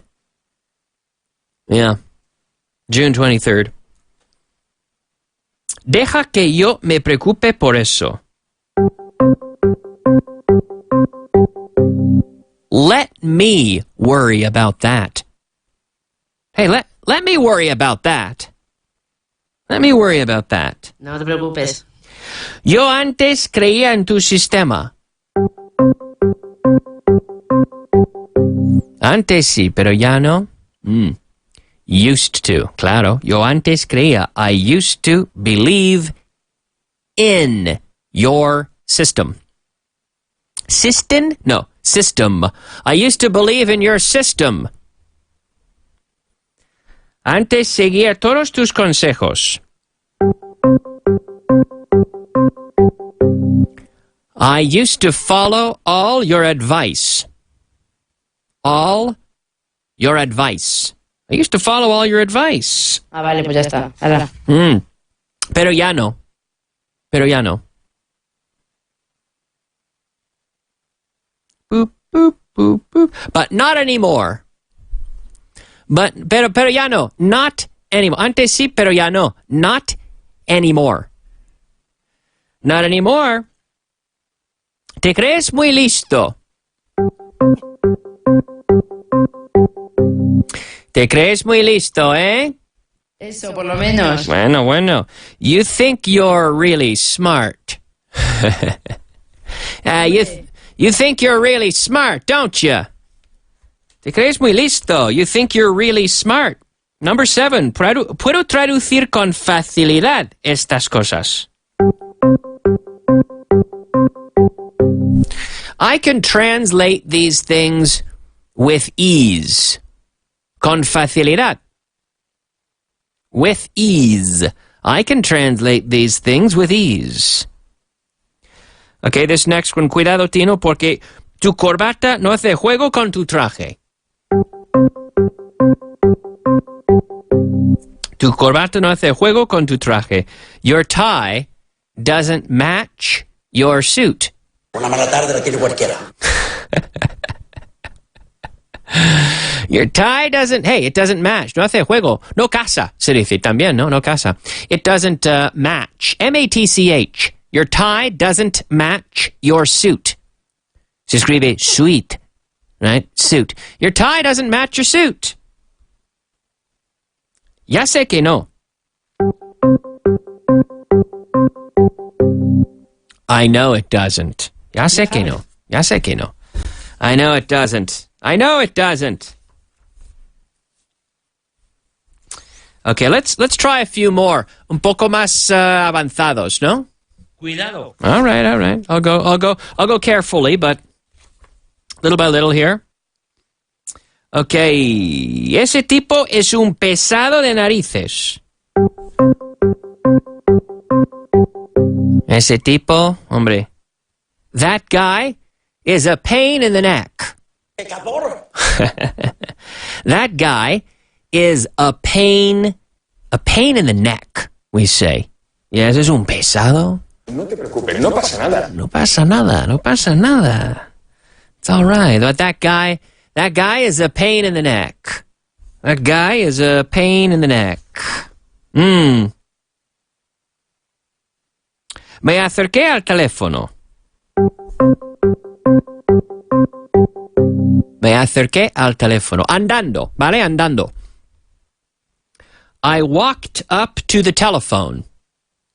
I walked up to the telephone. So, to acercarse, to walk, to go up to run up to walk up to crawl up to drive up to the gas station. Acercarse, to approach. You can use many different verbs, but you create this phrasal verb for approaching, to walk up to go up to. I walked up to the telephone. Me acerqué al teléfono. Andando. Acerqué andando al teléfono. I walked up to the telephone. No pude creer lo que oía.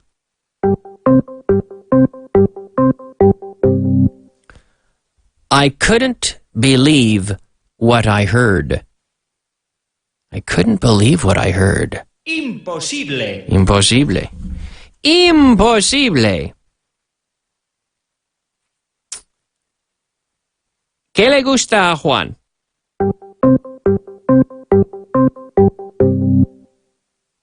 ¿Qué le gusta a Juan? What does John, or Juan, like? What does Juan like? El bienestar, la alegría. Bueno. What does John like? So this is a good one. We talked about this before. I've talked about this many times. What is John like? ¿Cómo es Juan? Or what is Juan like? He's friendly and funny. What does he look like? He's tall and thin. What does he like? He likes pizza and good movies. ¿Cómo es? Físicamente. What does he look like? Right? He's tall and thin. What is he like? Characteristics of personality. What does he like? ¿A qué le gusta? Oh, he likes chocolate and Coca-Cola. I don't know, and going out with friends. And those are the questions with what. Then we have questions with how, which are more temporary. How does he look? Oh, I saw him today. How does he look? Really? How does he look? Or how did he look? He looked ill. Or he looked happy. He looked sad. He looked good. He looked bad. Okay? Which is why we say, how are you? ¿Qué tal estás? How are you?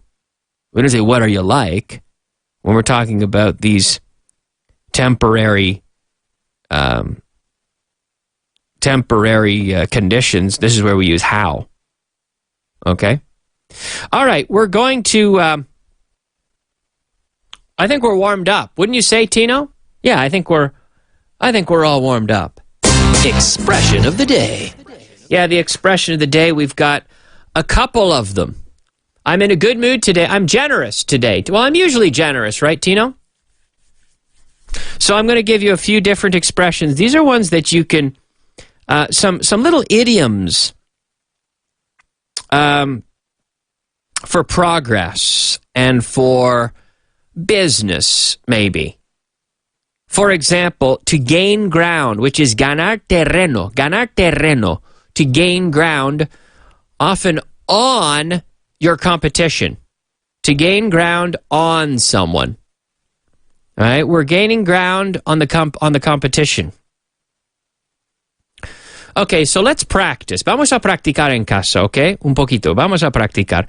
I'm going to give a sentence and I want you to give me an affirmative answer. Out loud, en voz alta. Out loud. Okay, practicing. To gain ground, que es ganar terreno. Okay, were we beginning to gain ground before the crisis? Di que sí. Tino, do you want to participate in this? Do you want to get in here, Tino? Do you feel like te apetece? Tino's going to join us, everybody.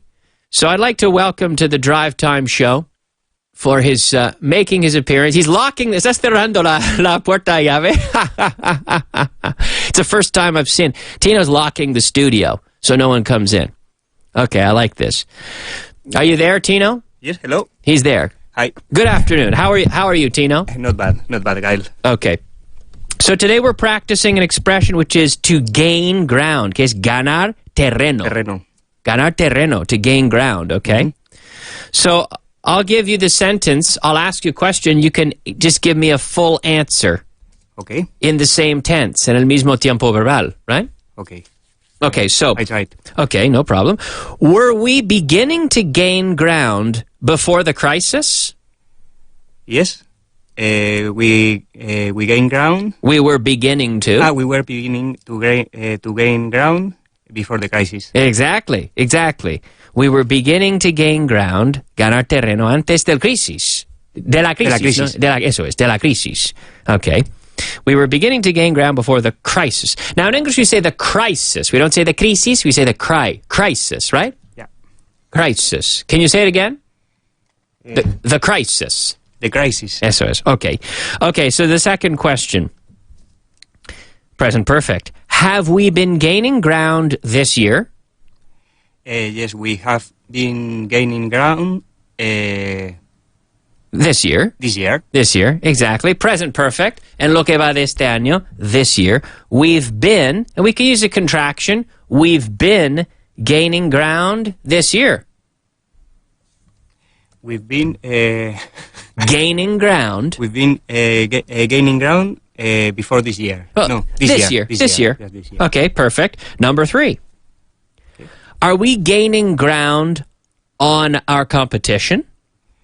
Yes, we are gaining ground in our competition. On our competition. On our competition. That's right. One more time. Yes, we are gaining ground on our competition. Exactly. We're gaining ground on our competition. Final question. The last one. La más fácil. Well, yeah. Future with will, okay? Vamos a hablar del futuro, okay. Right? Hay que hacerlo de vez en cuando, ¿no? Okay. Will they gain much ground if they win the contract? Will they gain much ground? So, yes, they will gain ground. I don't know how. If they win the contract. Si ganan el contrato, ¿no? Eso es.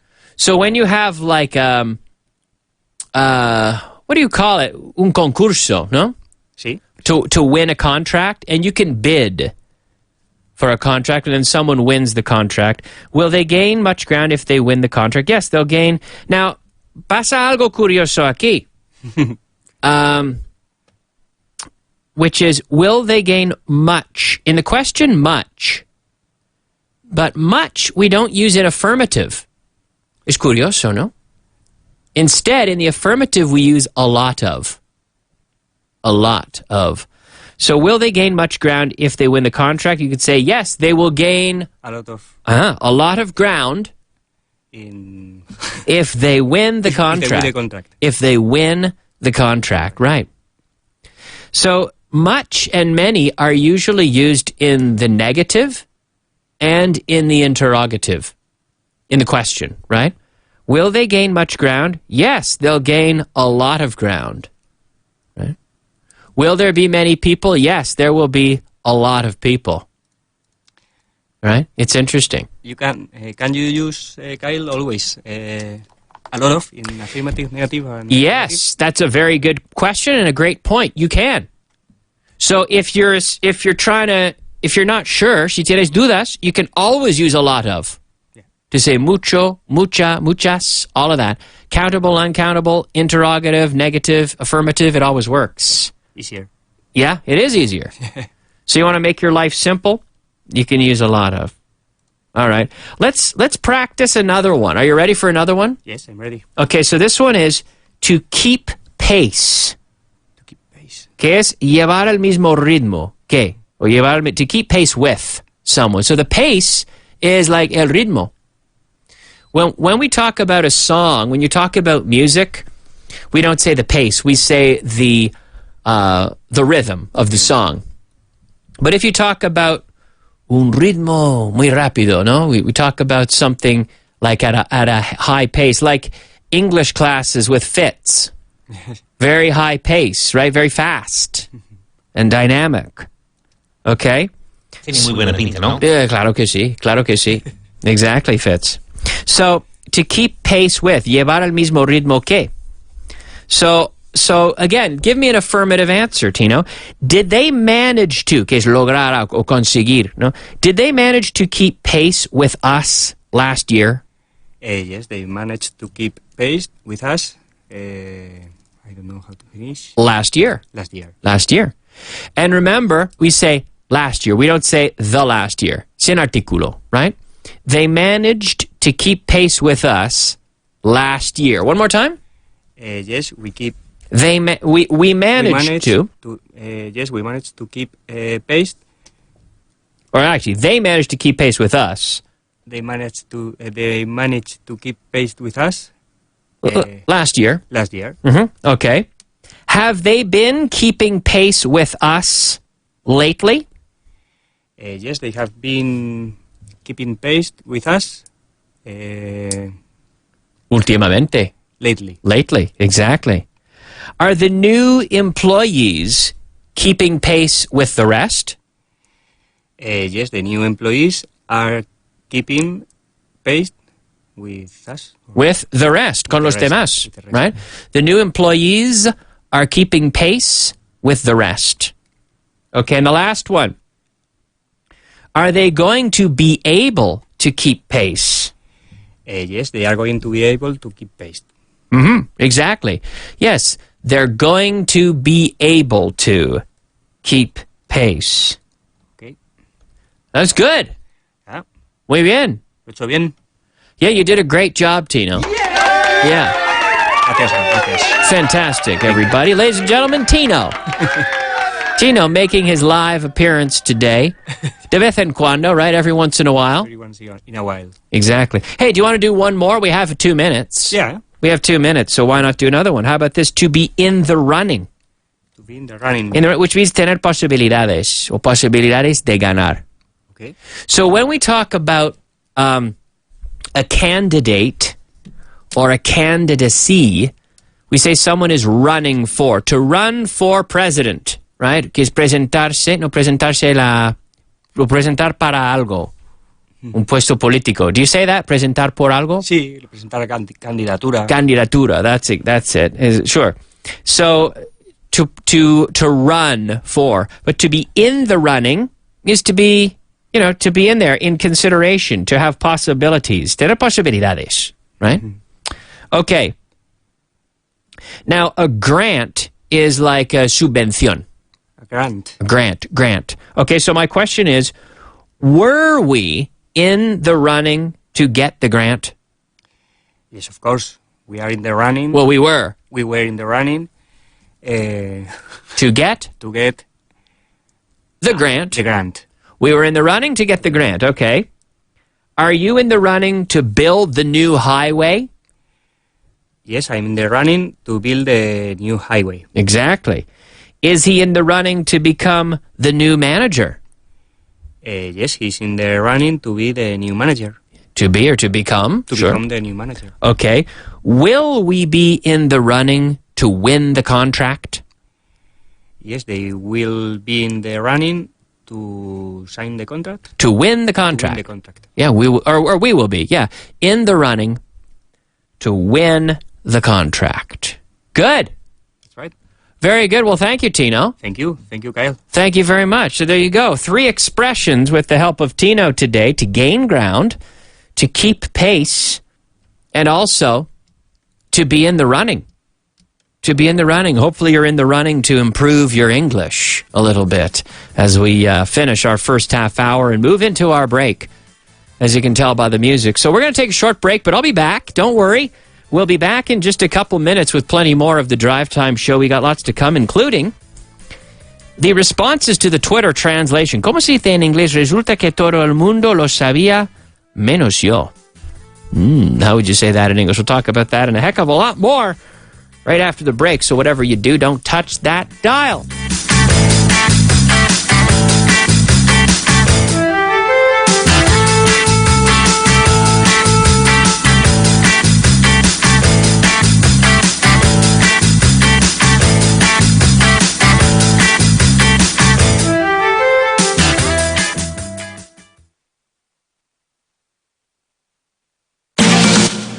Este verano no abandones tu inglés. GrupoVaughan.com.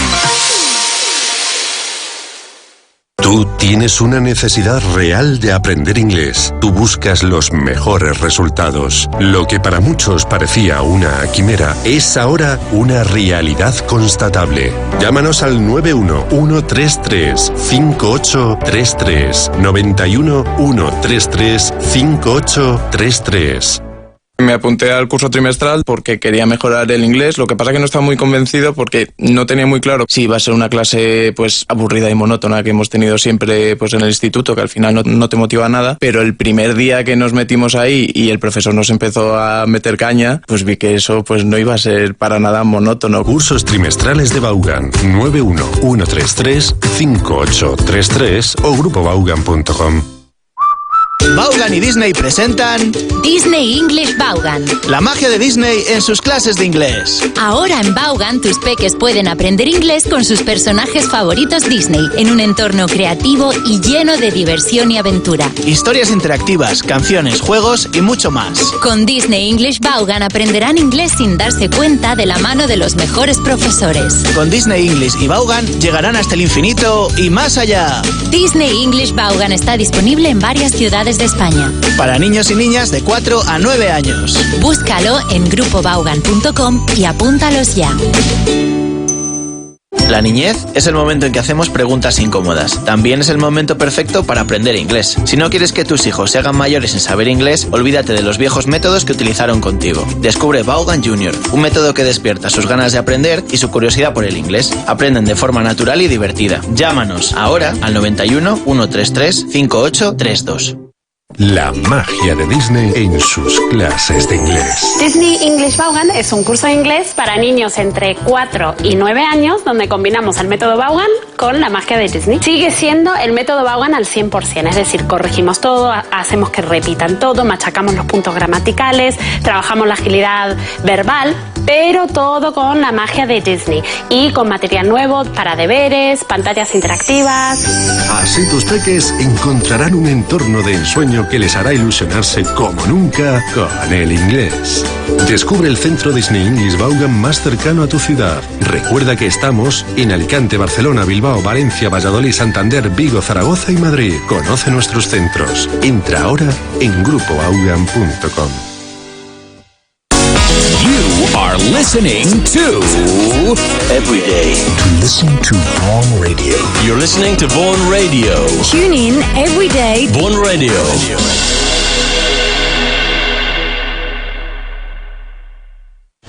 Porque no todos pueden decir que llevan más de 40 años de experiencia formando a la mayor parte de los directivos, empresarios, trabajadores de este país. Presumimos, pero es que es cierto. Trabajamos con los mejores docentes. Tu profesor está aquí. Infórmate en el 91-133-5833. 91-133-5833. En Vaughan buscamos soluciones. Vaughan in Company. Rentabilidad, dinamismo, resultados. Esta es tu radio. Una radio diferente, divertida, donde informarte para descubrir, aprender. Una radio única, como tú. Esto es Vaughan Radio.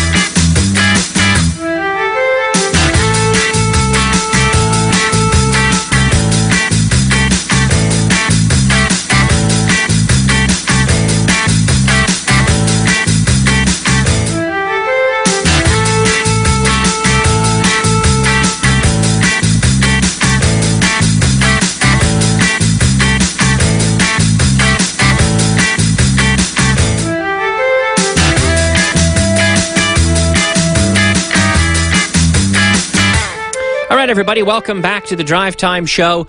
Welcome back. I didn't go anywhere. I've been here the whole time.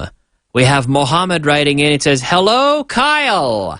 I guess step by step, Tino will end up taking over your program. So be careful." Just kidding, he says, but who knows? That's right. Quien sabe? Who knows? All right. Hey, why don't we begin this half hour with some vocabulary? And today, sustantivos adjetivos. What the heck am I? Everybody, we're talking about nouns that are adjectives. Adjetivados. Could it? Adjetivados. Is that a word? Is that a word in Spanish? Adjetivados. That's the first time I saw that word. So it's converted into an adjective, right? Yeah. So it's a noun that is converted into an adjective. All right. For example, arenoso. Arenoso, sandy. The way I like my beaches, sandy. I don't like them rocky. I like them sandy.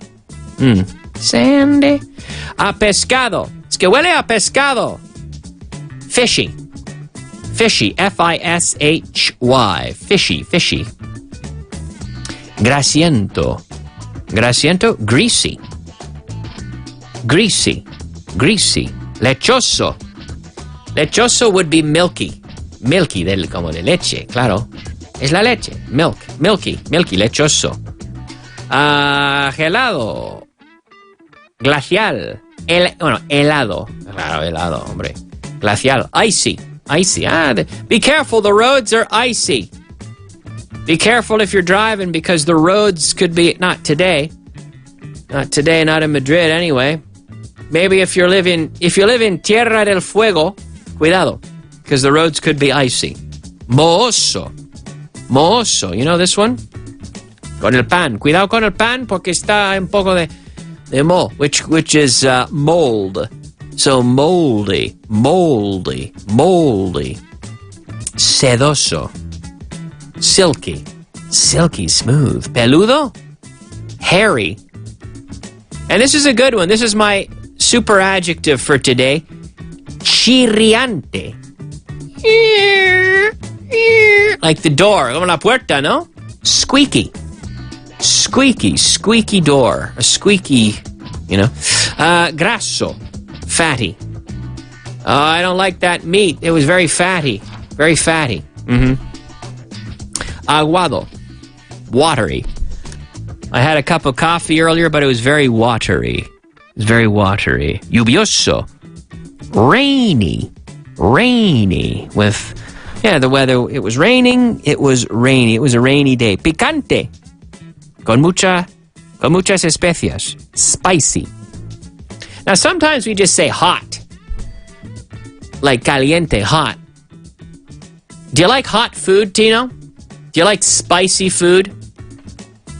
So if someone says, it was very hot, the food is really hot, it could be temperature-wise. Now, if I say wise, it means en términos de temperatura. Temperature-wise or spice-wise, en términos de especias. Spicy, picante. Oloroso, smelly. Fruta, fruity. Floreado, flowery. A humo, smoky. Your coat smells smoky. Remember that? Going out to the bars years ago and you get home and your clothes would smell like smoke? Smoky. It's also a great nickname, un apodo. Hey, Smokey. Eh? Jugoso, juicy. We don't say juicy? No, juicy. Chalky. If it's con cal. Calcareo? There we go. Thank you, everybody. Calcareo. Not bad. Calcareo. Chalky. Now, chalk eso es tiza. También. Tiza. Chalky. Terroso. Earthy. Very earthy colors. Okay? So these are adjectives, nouns that have become adjectives, folks. Sandy, fishy, greasy, milky, icy, moldy, silky, hairy, watery, rainy, spicy, smelly, fruity, flowery. You get the idea. Ya sabes. Okay. All right, everybody. That was our vocabulary. We have a bunch of people writing in. We have David who says, "Hi, mate. I'm heading to Brussels in a fortnight, which means in 2 weeks. And I'm eager to listen to your report about Tintin this afternoon." Yes, I'm going to talk about Tintin, about Hergé. It was the birth of Hergé, the Belgian cartoonist, the father of Tintin, on this day in 1907. But I'm going to get to that a little later, un poco más tarde. Okay? And in a few minutes, our Twitter translation, resulta que todo el mundo lo sabía menos yo. Now, on Twitter, I made a mistake, un error mío, lo siento, and I forgot to put the lo. Siento, pero no, lo siento. Yeah, I forgot to put the word lo. So, todo el mundo lo sabía menos yo. Resulta que todo el mundo lo sabía menos yo. So tell me how to say that in English. We're going to talk about that a little bit later. All right. Anyway, we're going to go ahead, everybody. Let's have a look at today's What's the Difference? Like, ask, make, do, go, come, take, bring. What's the difference? All right, everybody. Today's What's the Difference? Like and as. Like and as. People, now, como. This is a way of saying como in English, but people often confuse these. As is like esencia, función, o trabajo también. Whereas like is purely comparison. For example, if you say in Spanish, Nicolás vive como un rey. Nicolás vive como un rey. ¿Es un rey? No. So, he's not really a king, so we're going to say Nicholas lives like a king. It's almost like saying como si fuera, aunque no es.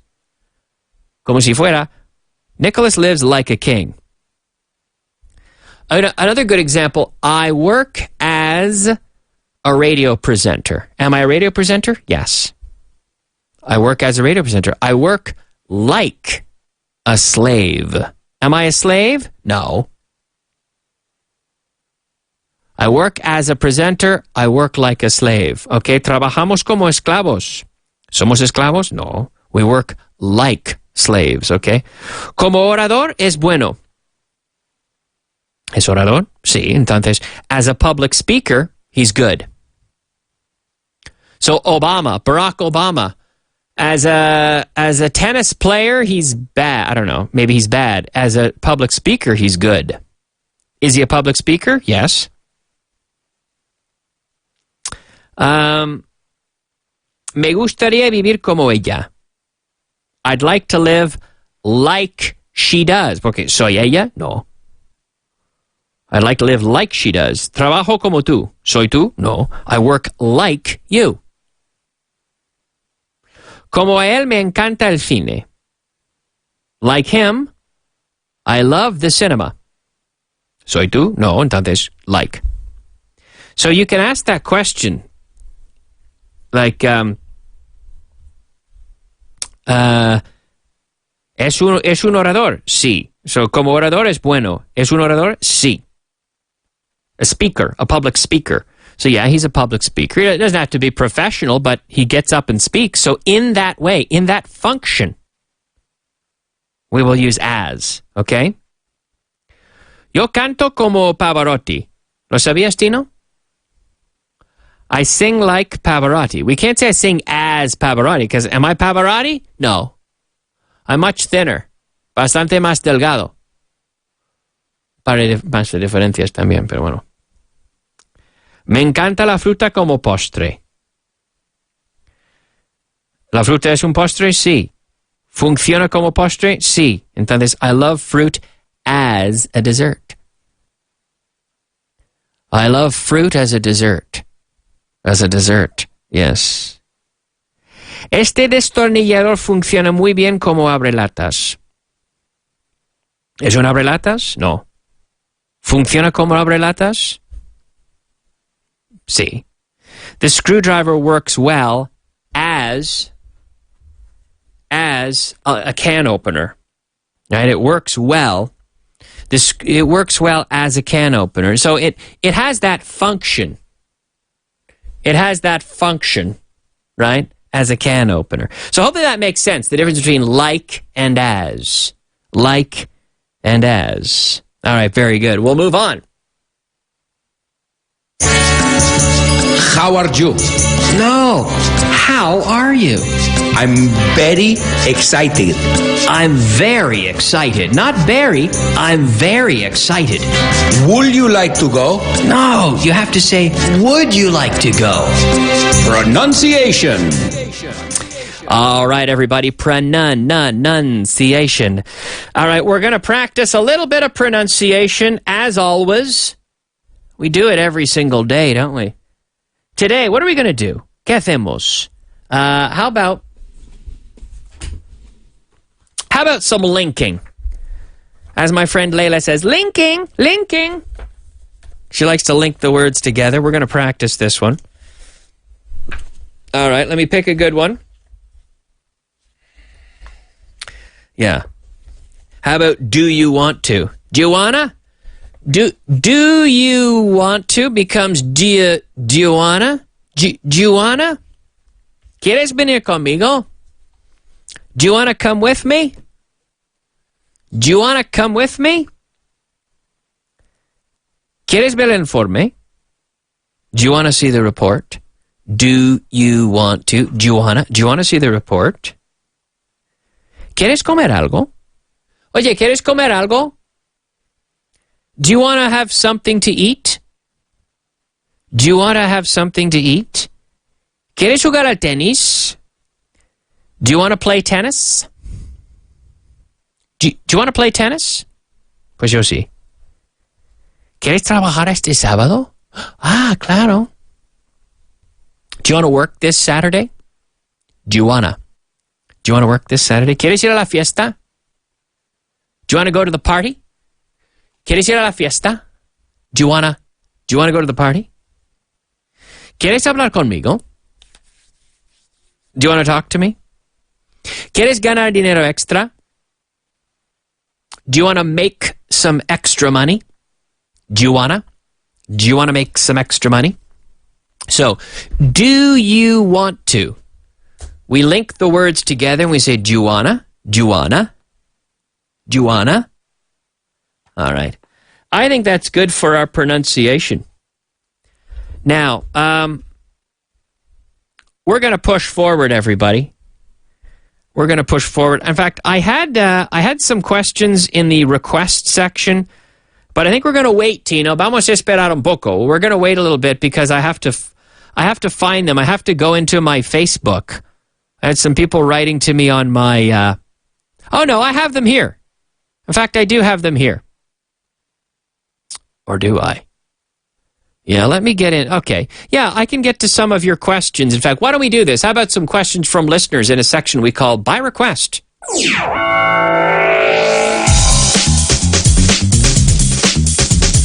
By Request. Inglés a la carta.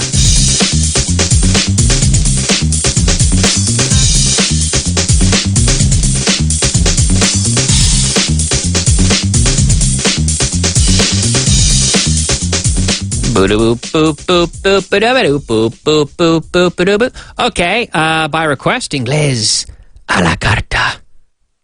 That's right. If you want to participate, you can send me a lot of ways. I'm making it easy for you. You can write in on Twitter. I'm Kyle Miller. You can write in on Instagram. I'm Kyle Miller. You can write in on Facebook. Kyle Miller. The page. I have a page there. Okay. We have Jacobo. Our old friend Jacobo writes in, and he says, Buenas. How are you? Now, he's working in a restaurant, and he says, how can I, ¿cómo puedo preguntar? He says, how can I, la forma correcta de preguntar si ha terminado su copa o su bebida. Have you finished yet? Have you finished your drink yet? Right, present perfect. Have you finished your drink yet? And he says, or can I say, can I take your drink? Sure. Can I take your drink? And that's a good thing to say because if someone hasn't finished their drinks, I hate that when someone takes your drink away or your food away, your plate away, when you haven't finished, right? Okay, and then he also says, ¿cómo se dice la carta en inglés? Para ver la comida, los menús que tiene un restaurante. I say, you can offer for them to have a look at the menu. Would you like to have a look at the menu? Which is like saying, ¿quieres ver la carta? Would you like to have a look at the menu? So the menu is not el menú. Like menú del día. We don't really have that in Anglo-Saxon culture. We would have the menu, which is like la carta. So let's see. Another question. ¿Cuál sería la mejor forma de decir un momento? En un momento, mi compañero le atiende. Okay, my colleague will be with you in a moment. You can say, this is from Jose Antonio, who's asking a bunch of questions. Okay. Colleague, yeah. He asked me how to pronounce the word colleague. Compañero, colleague. Hopefully that is okay if he's listening to the show. And there you go. There you have it. I think those are all the questions from our friend today. If you have any, you can write in. If I miss anything on Twitter, I apologize if I missed your questions on Twitter or on Instagram. Let me just check my Instagram now to see if there's a question, because people write in at different times. And no, I don't think we have any new questions right now, so we'll leave it at that. But we will move on. Okay, we'll get back. We'll get to questions again whenever you want. If you ever have questions, write in anytime on social media, and I'll do my best to answer them for you. But now it's time for a challenge, right? One of the most exciting, electric moments in Spanish radio, the Drive Time Interrogative Challenge. Interrogative Challenge.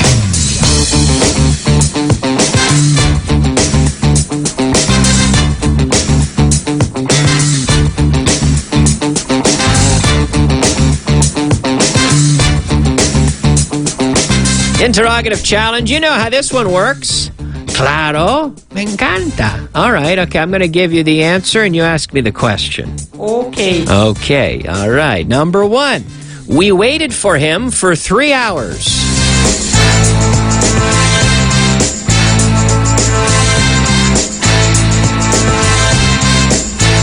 How long did you wait for him? How long did you wait for him? Number 2, my uncle drives a BMW.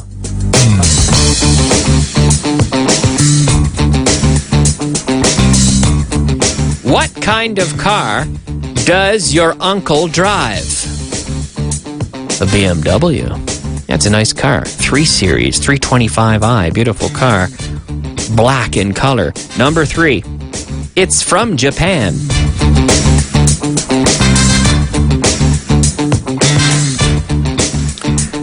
Where is it from?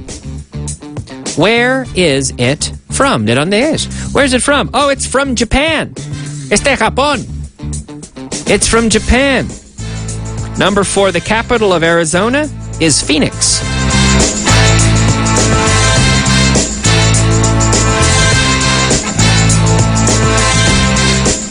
What's the capital of Arizona? Phoenix, yeah. We should do a little geography. Shouldn't we, Tino? A little geography section on the show. ¿Cómo que no? ¿De vez en cuando? Number 5. Mine. Mine is the biggest one.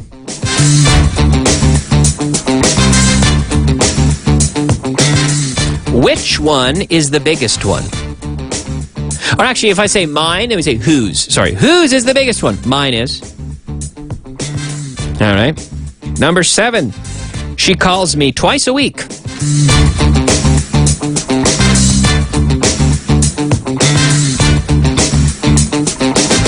How often does she call you? ¿Con qué frecuencia? How often does she call you? Number 7. It has 4 art museums.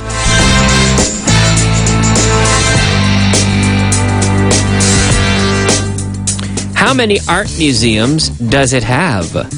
Oh, it has 4. All right, number 8. That book is mine.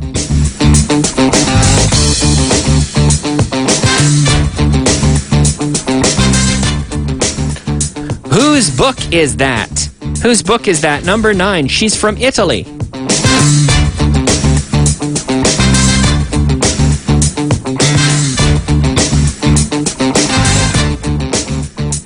Yes. Where is she from? Where is she from? Oh, she's from Italy. Number 10. I read the newspaper when I get to work.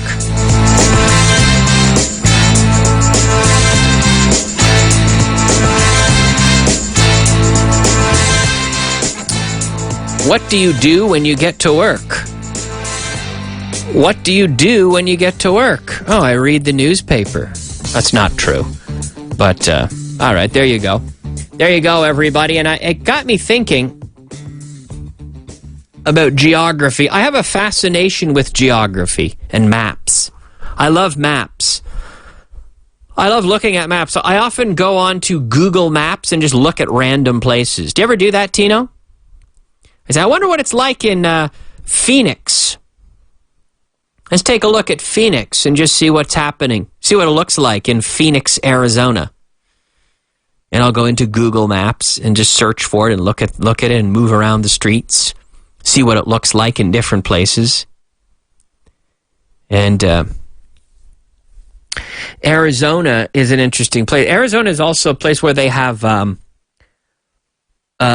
baseball league. For professional baseball, they have what they call preseason leagues. They have famously the Grapefruit League, which is around Florida. So half of the professional teams go and play spring training. So before the season starts, they play in Florida, and the other half play typically around Arizona. And they call that the Grapefruit League. Or sorry, the Cactus League. The Grapefruit League is in Texas. The Cactus League is in Arizona. And kind of an interesting idea. It's just to cut down on travel. They go down and they play games. The major league teams play against each other for a few weeks. As they warm up, they try out new players. They're testing things. The weather is good. It's sort of a relaxed environment as they get ready for the baseball season. But, yeah, the Cactus League. Kind of interesting. Baseball is full of interesting history and kind of strange little stories and interesting things, interesting habits and customs. And this spring training baseball is kind of an interesting little world. And you can go down and see these professional players. You probably pay like maybe $10 a ticket, and you see an inconsequential game, but you get to see, professional players in the spring as they're getting warmed up, getting ready for the season. Anyway, the music indicates we have to take a break, which is true. I have to take a short break, but I'll be back. We still have to look at our Twitter translation. Resulta que todo el mundo lo sabía menos yo. We're going to talk about that right after the break. And plenty more. We're going to look at some music. We're going to look at history. Lots to come. And lots to talk about, everybody, in the final half hour of today's Drive Time show. So whatever you do, don't touch that dial.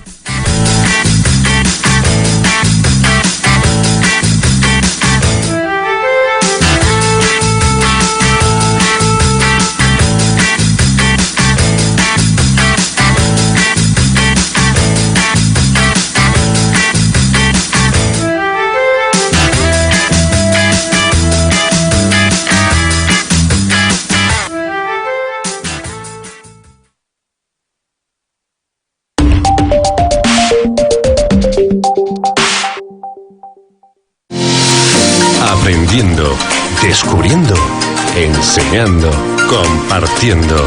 Este verano no te olvides de tu inglés. You're listening to Vaughan Radio. Un máster o un MBA apenas impresiona a un entrevistador. Son muchos ya los que tienen estudios de posgrado. Sin embargo, siguen siendo pocos los que pueden demostrar un ágil y potente dominio del inglés. Es aquí donde uno se diferencia.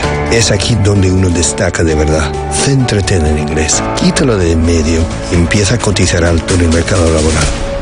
Los másters en inglés profesional de Vaughan harán que se dispare tu carrera profesional.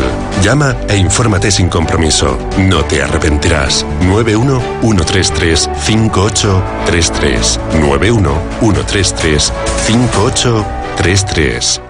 Me apunté al curso trimestral porque quería mejorar el inglés. Lo que pasa es que no estaba muy convencido porque no tenía muy claro si iba a ser una clase pues aburrida y monótona que hemos tenido siempre pues en el instituto, que al final no te motiva nada. Pero el primer día que nos metimos ahí y el profesor nos empezó a meter caña, pues vi que eso pues no iba a ser para nada monótono. Cursos trimestrales de Vaughan. 91-133-5833 o grupovaughan.com.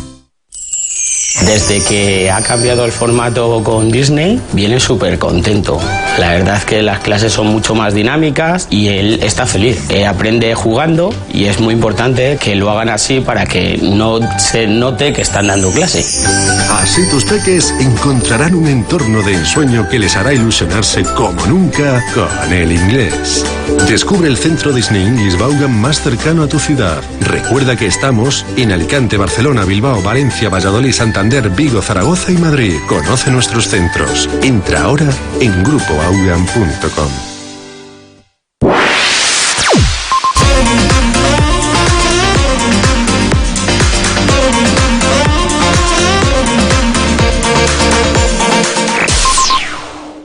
Atención, lo que vas a escuchar a continuación es una situación real que sufrirás tarde o temprano. Años a tiempo completo y 50.000 euros. Hay gente que dice que los MBAs no valen tanto. ¿Qué opina? Al contrario. Además de dominar las áreas técnicas, uno gana muchos puntos psicológicos. ¿Le importa que continuemos la entrevista un poco en inglés? Bueno, de acuerdo. Le advierto que no es mi punto más fuerte. Well, it's essential in this company to possess a solid working level of English. Can you switch from Spanish to English and stay effective? I have a title of first certificate. I know it's not sufficient, but I like... I want... El mercado laboral recibe 50.000 nuevos entrantes cada año. Los que dominan el inglés se colocan bien. Los que no, con mucha dificultad. ¿Todavía sigues creyendo que tienes tu futuro profesional resuelto?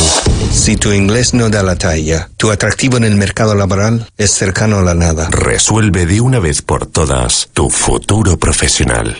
Disney English Vaughan está disponible en varias ciudades de España. Para niños y niñas de 4 a 9 años. Búscalo en grupovaughan.com y apúntalos ya.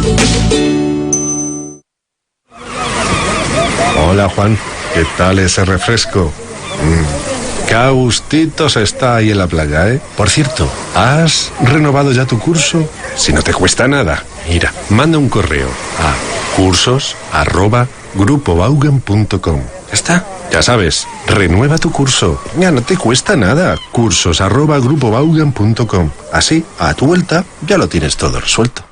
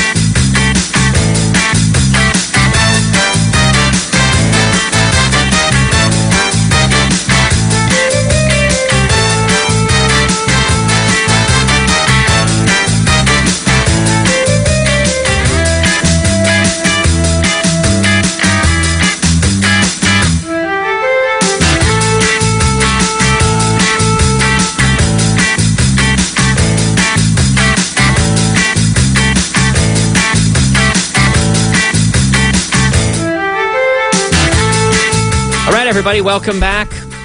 Welcome back to the Drive Time Show. Thanks for listening. My name is Kyle Miller. Thank you for tuning in, for deciding to join us, to stay with us, to work on your English, to have some fun. And we'll begin this half hour with another one? Yeah, another interactive section. I'm talking about today's What's That Sound? What's that sound? Canela para los oídos. Exactly, folks. What's that sound? I'm going to play a sound. Oh, no, I'm not going to play it. Tino's going to play a sound. And we're going to try to guess it. Adivinar. We're going to try to guess the sound. And you can write in, if you know it. If you just want to guess, write in on Twitter. Tell me what it is. We'll talk about it later on. But for now, Tino, how can people find me on Twitter? Tweet Kyle at I'm Kyle Miller, o lo que viene siendo IM Kilemillar. O lo que viene siendo IM Kilemillar. All right, okay. Let's hear that sound.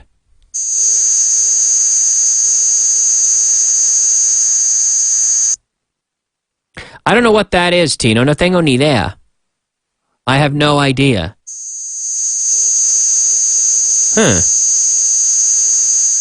All right. Okay.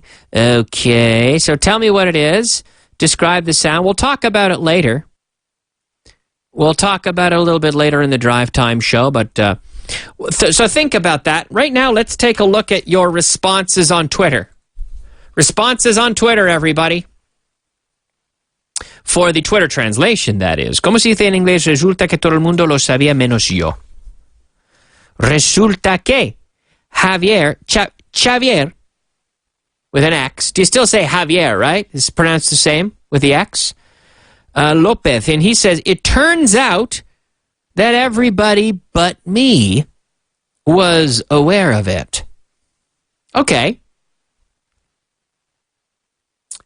Okay, that works. It turns out that everyone knew but me. Or everyone, it says, Carlos says, in the end, everyone knew that with the exception of me. That's kind of some extra words there. It turns out that everyone knew it but me, says Beatriz. I like that answer, Beatriz. Well done. Joaquin says, it turns out everyone knew about it but me. Correct. Anna, it turns out everyone knew it but me. Very good. Mohammed, I read his answer already. He had a different thing. It turned out, said Dave, pero resulta que it turns out that everyone was in the know but me, says Catalina. To be in the know, which is, to know something, to be in the know, which is kind of an expression. Okay. Joss writes in and says, the thing is... All right, that's a bit of an expression. That's like saying, lo que pasa es que, well... Mario says, it turns out everyone knew it but me. I like that answer. Saeed's got the right answer too. David, Jesus, Mauro, Beatriz, Javi, Adelmadi, Juan, Carlos. In the end, everyone knew less than... No, careful. Marco, it turns out everyone but me could. Cuidado. It turns out everyone knew but me. Or everyone knew it but me. Okay. That was Danielle. We got Jaime. We got Joaquin. We got a lot of people. So thank you for your responses, everyone. It turns out everyone knew except me or but me. You could say it either way. All right. Now, yesterday we did a section. We don't do this every day, not even close. In fact, we don't do it very often, but we're going to do it 2 days in a row because we have friends that cruise around in taxis and they want to improve their English, and we try to give them something and a little reason to work on their English from their taxis, whether you're in Bilbao or Zaragoza or Lima or Madrid or Barcelona, wherever you may be. If you're a taxi driver, tune in, work on your English, and share Vaughan Radio with your passengers. This moment's for you. We call it taxi time. It's taxi time. Taxi time. Now it's taxi time. Taxi time. It's taxi time. Taxi time. Now it's taxi time. Taxi time. It's taxi time. Taxi time. Now it's taxi time. Taxi time. It's taxi time. Taxi time. Now it's taxi time. Taxi time. It's taxi time. Taxi time. Taxi time. Yeah. Hola, Kael, muy buenas, ¿qué tal? Soy Javi, el taxista. A ver si me puedes ayudar con una duda que tengo. ¿Cómo podría decir yo en inglés, ¿le molesta la radio tan alta? ¿Quiere que la baje un poco? Le molesta. ¿El volumen, dice, o la música? El volumen, ¿no? Does the music bother you so loud? Or does the loud music bother you? Te molesta? Does it bother you that the music is so loud? Does it bother you that the volume, el volumen, is so high? You could say the music is so high, the volume is so high, tan alto. Does it bother you that the music is so loud or the volume is so high? Okay, music loud, volume high, either one. Would you like me to turn it down? Bajarlo would be to turn it down. Would you like me to turn it down? Or would you like me to turn it down for you? Okay? There you go. There you go, folks. Little by little. Little expression for our taxi driving friend there. Hopefully he finds that useful. Yeah, if you're a taxi driver, you should probably let the passenger choose. If the passenger wants to change, hey, can you put on Vaughan Radio, please? Thank you very much. Yeah, and then you say, okay, no problem. And then you change it over to Vaughan Radio. But if it's too loud, is the volume too high? Would you like me to turn it down? It's good to be courteous and make this sort of offer, right? All right, it's time to learn something else from a section that is very popular And people ask for this section a lot. And people often say, you know what, I love learning different things in English. And we'll dedicate this section today to who was the listener who said they were going to do 1 moment here. Scrolling through my Twitter. Scrolling, I'm moving up and down. And he said, David, who says, I'm heading to Brussels in a fortnight, eager to listen to your report about Tintin. And it's time for that now. And actually the creator of Tintin, which was Hergé, who was really he was born under the name of George Prosper Remy. And we'll talk about him and others in this section as we go back in time with a look at Today in History. Today in History.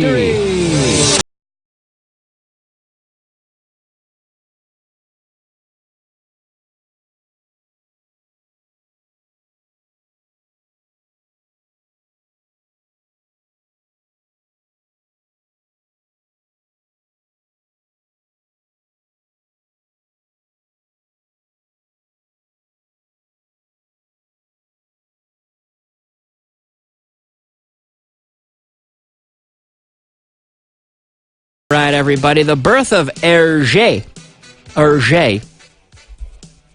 Belgian cartoonist and the father of Tintin.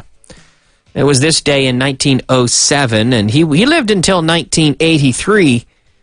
From literature to comics, he was all over the place. On this day in 1907, his name was George Prosper Remy.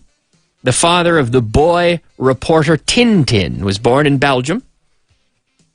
Of course, he was known as Hergé and created one of the most famous comic characters in the world, whose adventures have been translated into 80 different languages and dialects. His works have been widely acclaimed for their clarity and meticulous, well-researched plots, and have been the source of a wide range of adaptations.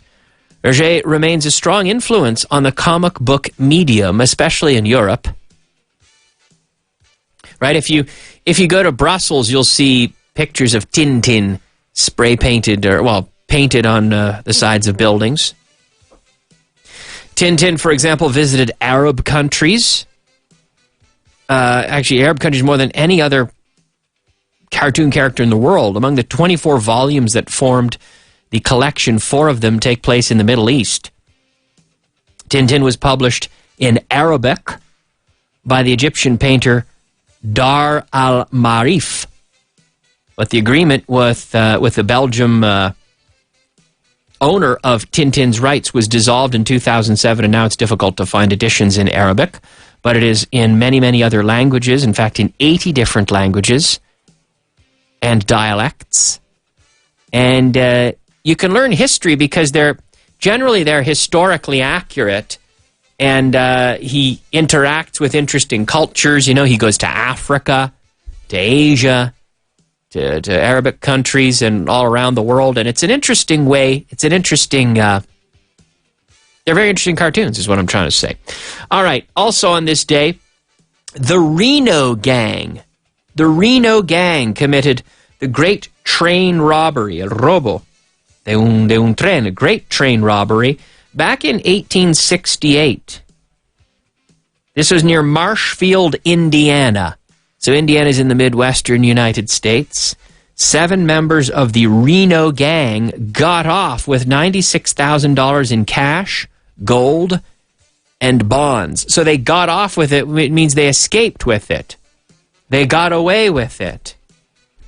They escaped, right? They succeeded in successfully committing the robbery, right? And so let's see, how did they do this? It appeared a couple days later on May 24th in the New York Times. It said, while the train was taking wood and water in Marshfield, 20 miles below Seymour, Indiana, a group of robbers got into the engine room. They gained control of the engine. They disconnected the express car from the train and drove away with the train, basically, in the direction of Seymour, Indiana. And while in motion, they broke into the express car, disabled the messenger, and threw him out of the car. So the guy person who would report any crime, and they threw him out.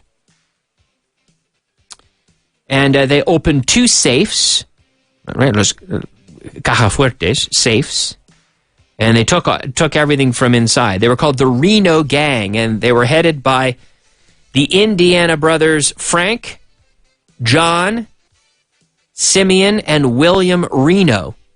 I don't know if it was Reno or Reno, and they're widely regarded as the country's first train robbers. And they began their lives of crime robbing individuals, post offices, and stores. They also had a counterfeiting ring, right? Contrabandista. Well, counterfeiting is falsificaciones, right? If you make a fake, bill, for example, counterfeiting. Before robbing their first train in 1866, the Reno robberies are believed to have set off a wave of train robberies in the Wild West, right? They were outlaws. Los forajidos. ¿No se dice, Tino? Forajidos. That's a great word in Spanish. I love that word. Los forajidos. The outlaws, yeah. Now, the Marshfield robbery was the Reno Gang's greatest heist. It's another word for a robbery. But it was also the beginning of the end for them. A detective agency pursued them and caught 6 of the gang's members, none of whom were the Reno brothers. In July of 1868, 2 separate attacks, vigilantes caught the 6 men. William and Simeon Reno were also captured in July of that year, but placed in a higher security prison. Frank Reno and Charlie Anderson joined the 2 brothers in October. In December that year, a large vigilante group broke into the prison and attacked the 4 men. And the only one that survived, actually, was John Reno, who was kept in a separate prison. And he avoided that, but he died in 1895. So there you go. Imagine that, being so hated that people would say, "Oh, we're gonna kill those robbers." They broke into the jail and killed the robbers, essentially. Wow. Well, there you go, folks. That was Today in History, May 22nd, 1868. The Reno committing what it was called the Great Train Robbery. The Great Train Robbery. Okay. All right, we're going to go ahead. We're going to move forward because we have to, everybody. Where else are you going to go? You got to go forward. Hay que seguir adelante.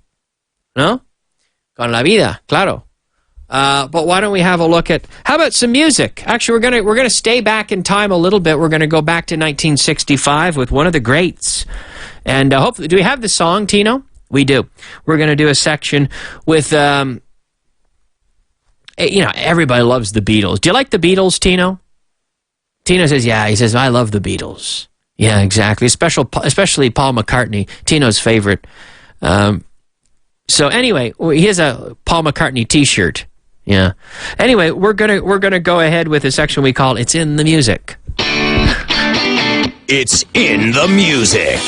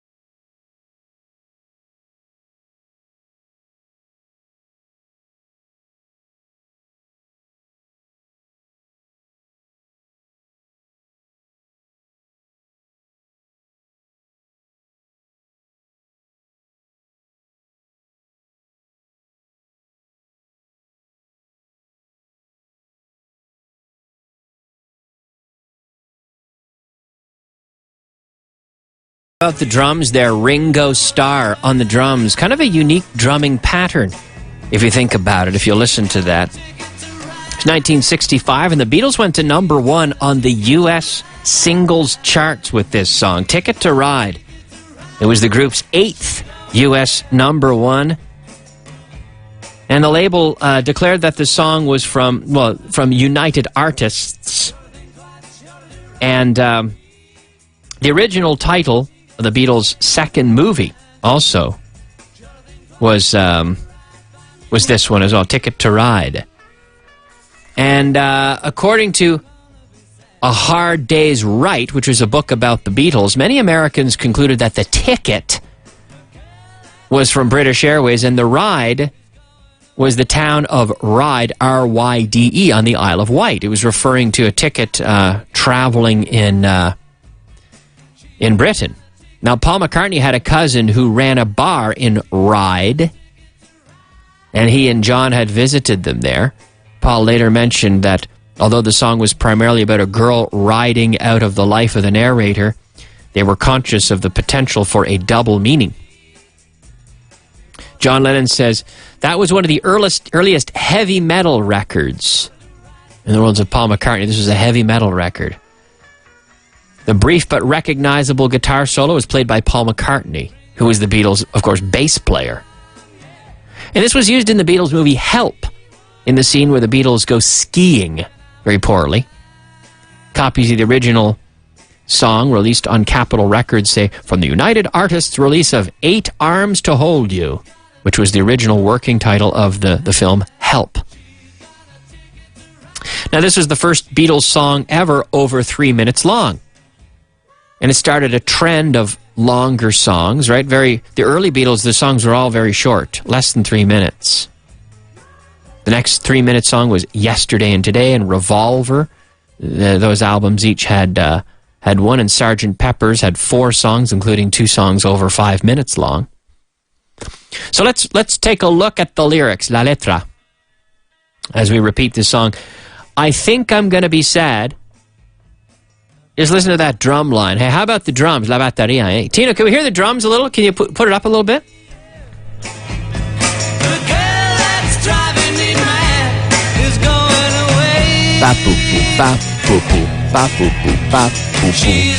And then he's got a drum roll here. Listen to the drum roll. El redoble, no? Here it comes. Ringo Starr. Ringo on the drums, on the on the toms there. All right, so I think I'm gonna be sad. I think it's today. Yeah. The girl that's driving me mad is going away. The girl is driving mad, que me está volviendo loco, because she's leaving. Okay, she's got a ticket to ride, she's got a ticket to ride, she's got a ticket to ride, but she don't care. She said that living with me is bringing her down, for she would never be free when I was around.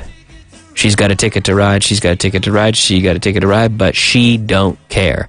Now, grammatically, it should be she doesn't care. Poetic license here. She don't care. I don't know why she's riding so high, but she ought to think twice. She ought to do right by me. So she should think about it carefully and do the right thing to me, he says. Before she gets to saying goodbye, she ought to think twice. She ought to do right by me. I think I'm going to be sad. Yeah, I think it's today. Yeah. The girl that's driving me mad is going away. Yeah. She's got a ticket to ride. She's got a ticket to ride. She's got a ticket to ride, but she don't care. And then, I don't know why she's riding so high. So riding high, me being happy. I don't know why she's riding so high.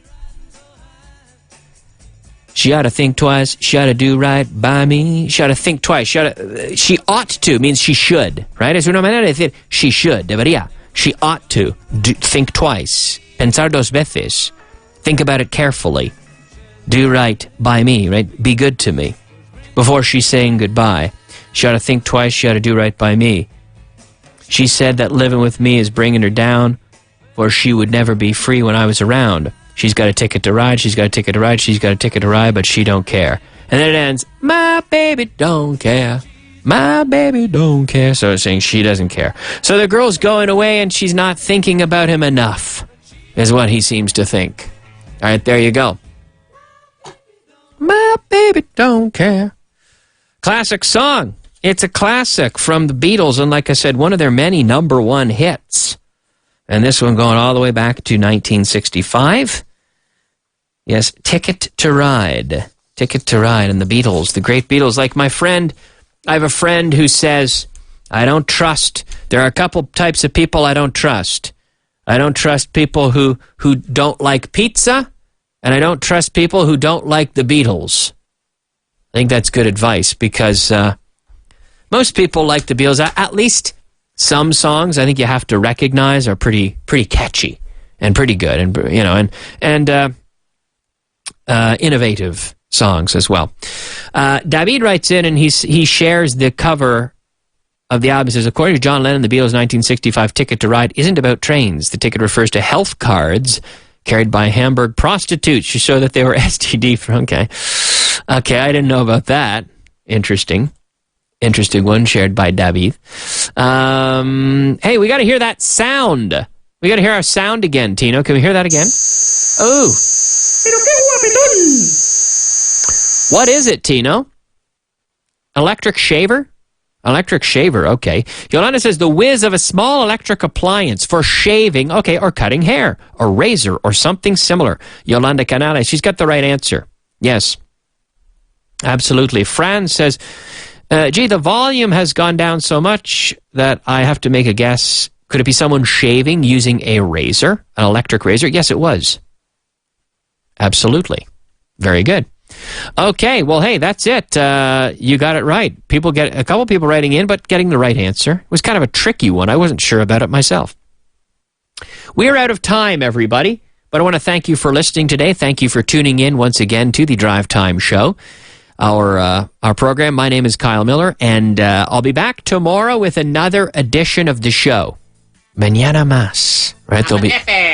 Ya sabes. All right, I'll be back tomorrow, everybody. Thanks for listening. Have a great evening. Have fun. And remember, you can listen to the show again if you missed parts at evox.com, IVOOX.com, and search for Drive Time for the podcast of today's show. Have a great evening, folks. We'll see you tomorrow. Bye-bye.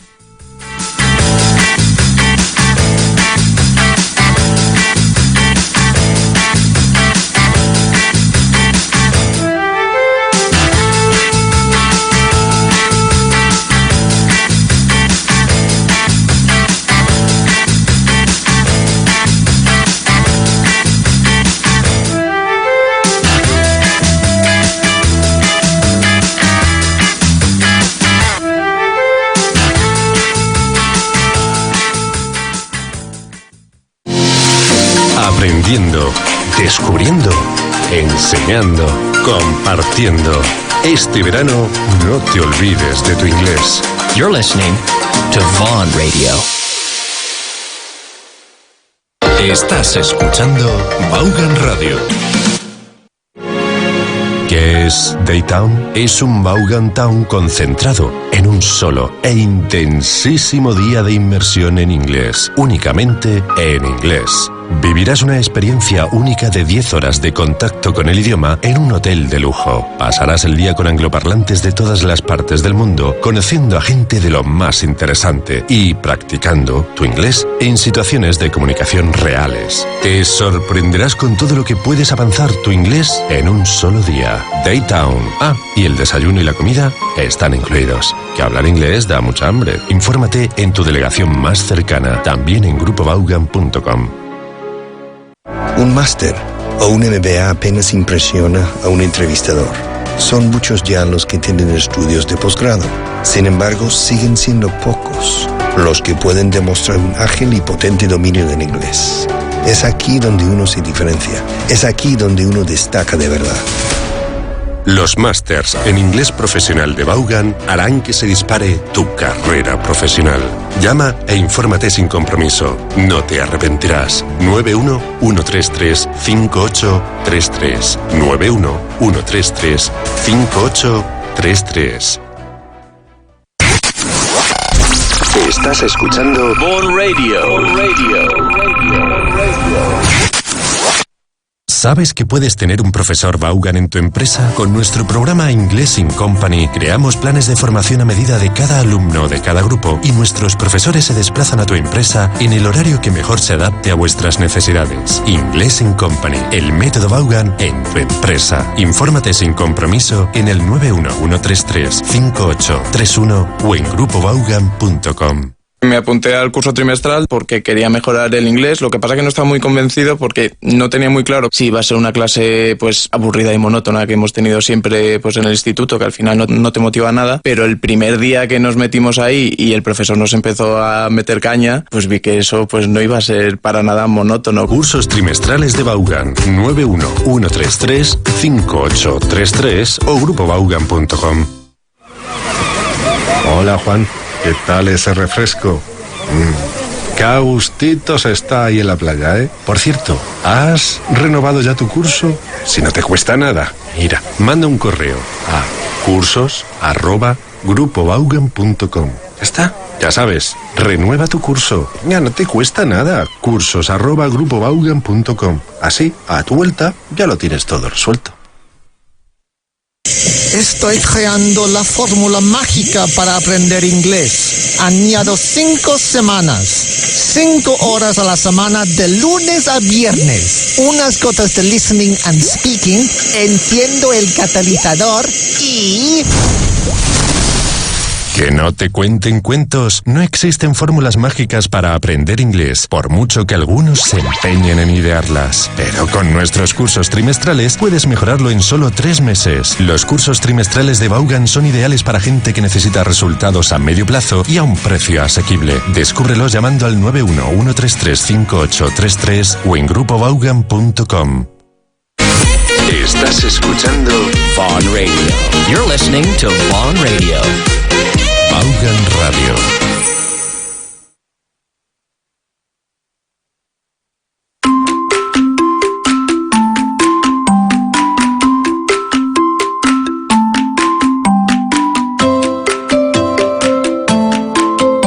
Ahora en Vaughan Radio English O'Clock con Julia.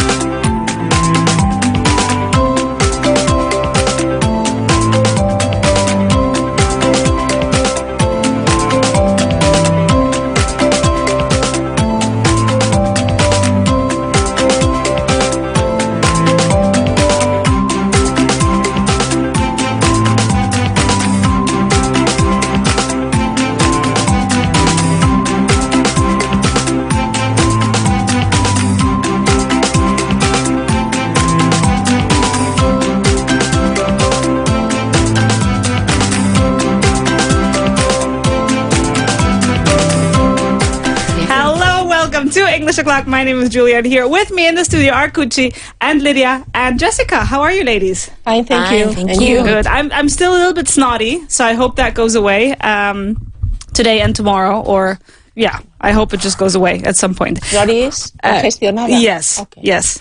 So you might hear me cough, you might hear me sneeze, but yeah, here we are. And now before we do the Twitter question, today we're going to do a pronunciation exercise, just so you know, before Richard Vaughan fires me for not correcting it enough on the radio.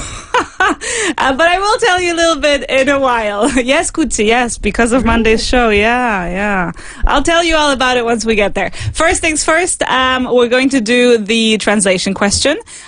It is it's a sentence that we talked about on Monday, and it has two things that Kutsi didn't know.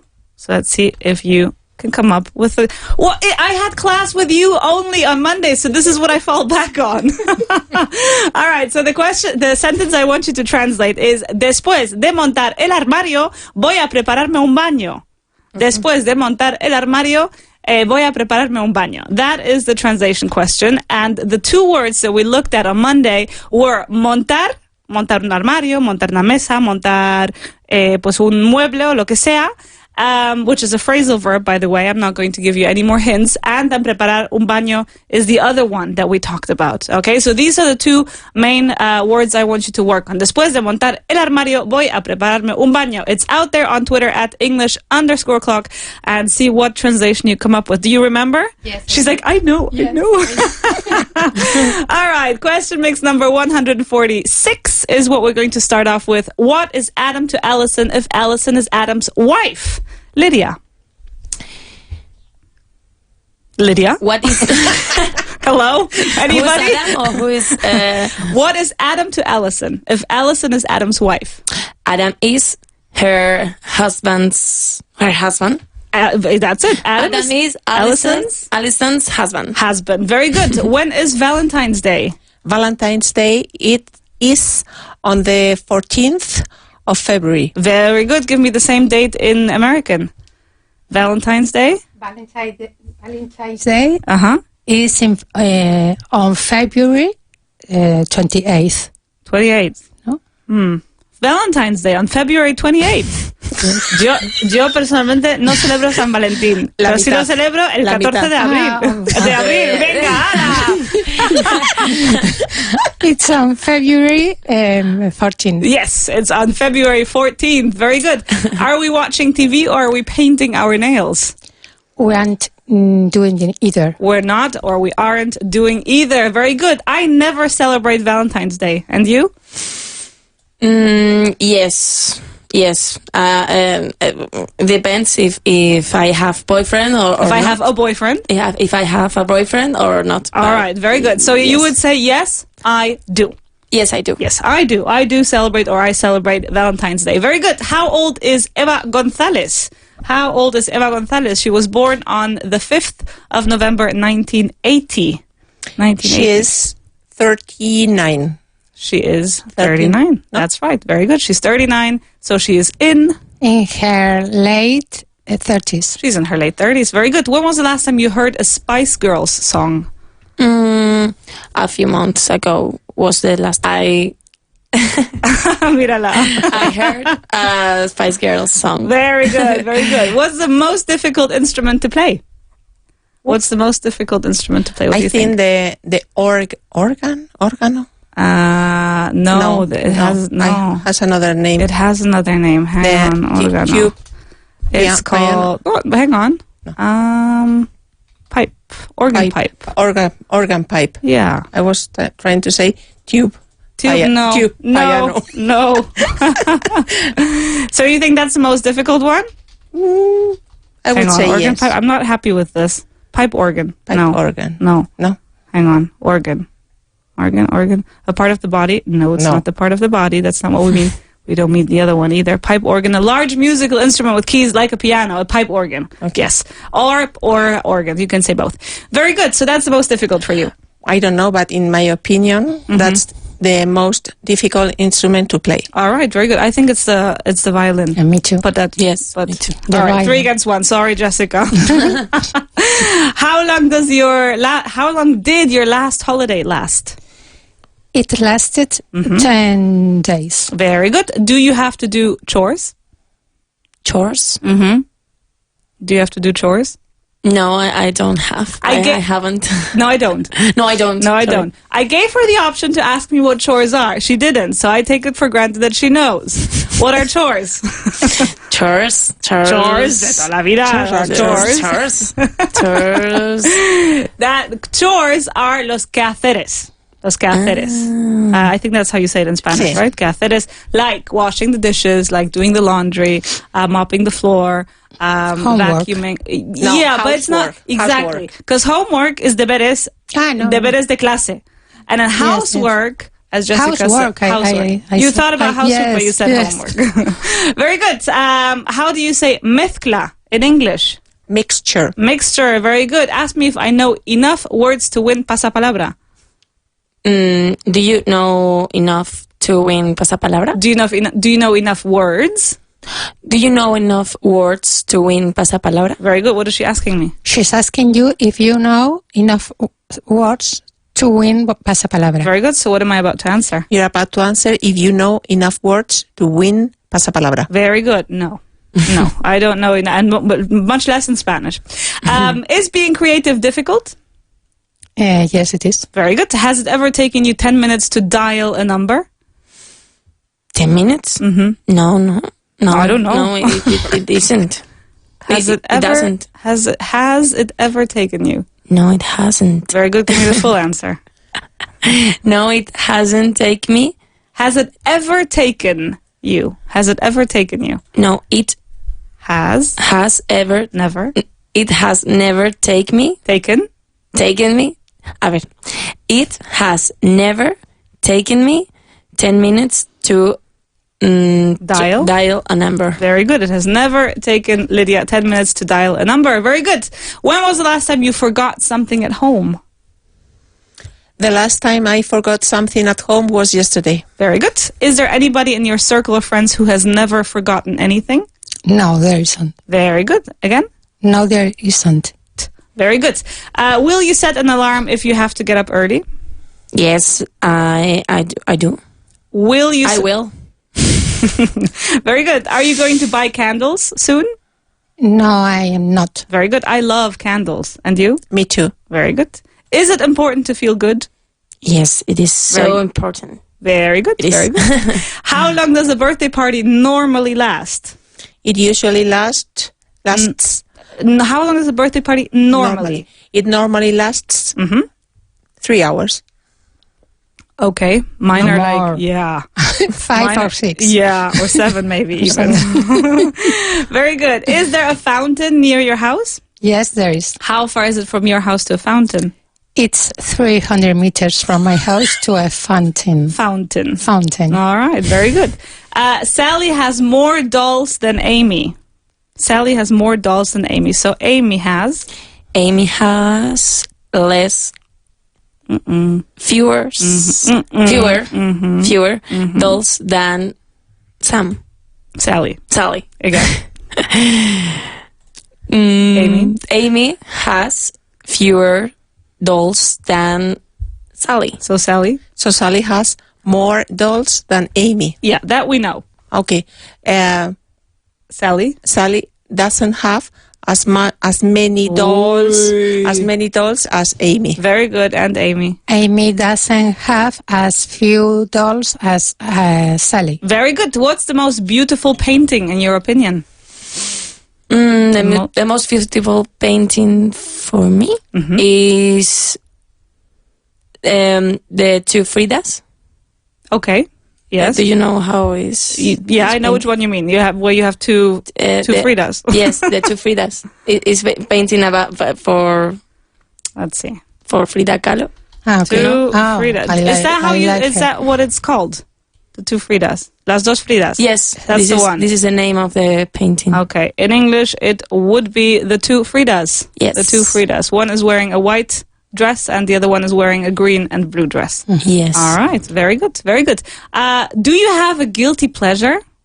Yes, I do. What's your guilty pleasure? Eat chocolate. Chocolate is your guilty pleasure. All right. What about you? Me too, the chocolate. That's super innocent. That's a super innocent guilty pleasure. What's your guilty pleasure? Me too, but I don't think that is guilty. It's just pleasure. Yeah. Okay. You know what guilty pleasure means? Yeah. What does it mean? Inconfesable, ¿no? No. Culpable, ¿no? Guilty pleasure. Placer culpable, que te sientes culpable después de haberlo hecho. Yes, but I mean, normally it's something that you shouldn't do it. You shouldn't do. Yeah, you shouldn't. Here it says placer inconfesable. Okay. Placer inconfesable. All right. So, for example, I mean, there are probably some very strong guilty pleasures that we are not going to talk about today. But then there are minor guilty pleasures. But eating chocolate, for example, I wouldn't consider it a guilty pleasure because it's quite normal. Everybody loves chocolate. Everybody loves to indulge on good food every once in a while. But that's not a guilty pleasure. For example, my guilty pleasure is every once in a while listening to the Backstreet or Justin Bieber. Okay, where it's like, dude, you're 35 and you are listening to Justin Bieber or the Backstreet Boys. So that's something que es como que da un poquito de vergüenza de que no me debería gustar pero que me gusta. You know, something like that. So what's your guilty pleasure?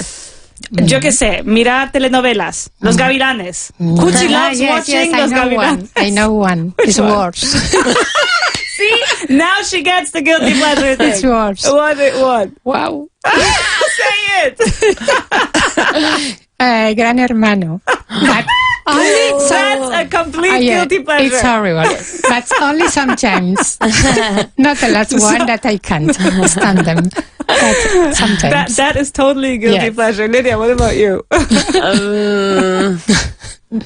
I don't know. For another guilty pleasure could be, for example, that's one of mine, and I haven't done it for about, I don't know, 6 or 7, no more, like 10 years. I haven't done it for 10 years, which is getting the chicken McNuggets, right, from McDonald's, and getting a milkshake, and then dipping the chicken McNuggets into the milkshake and eating it.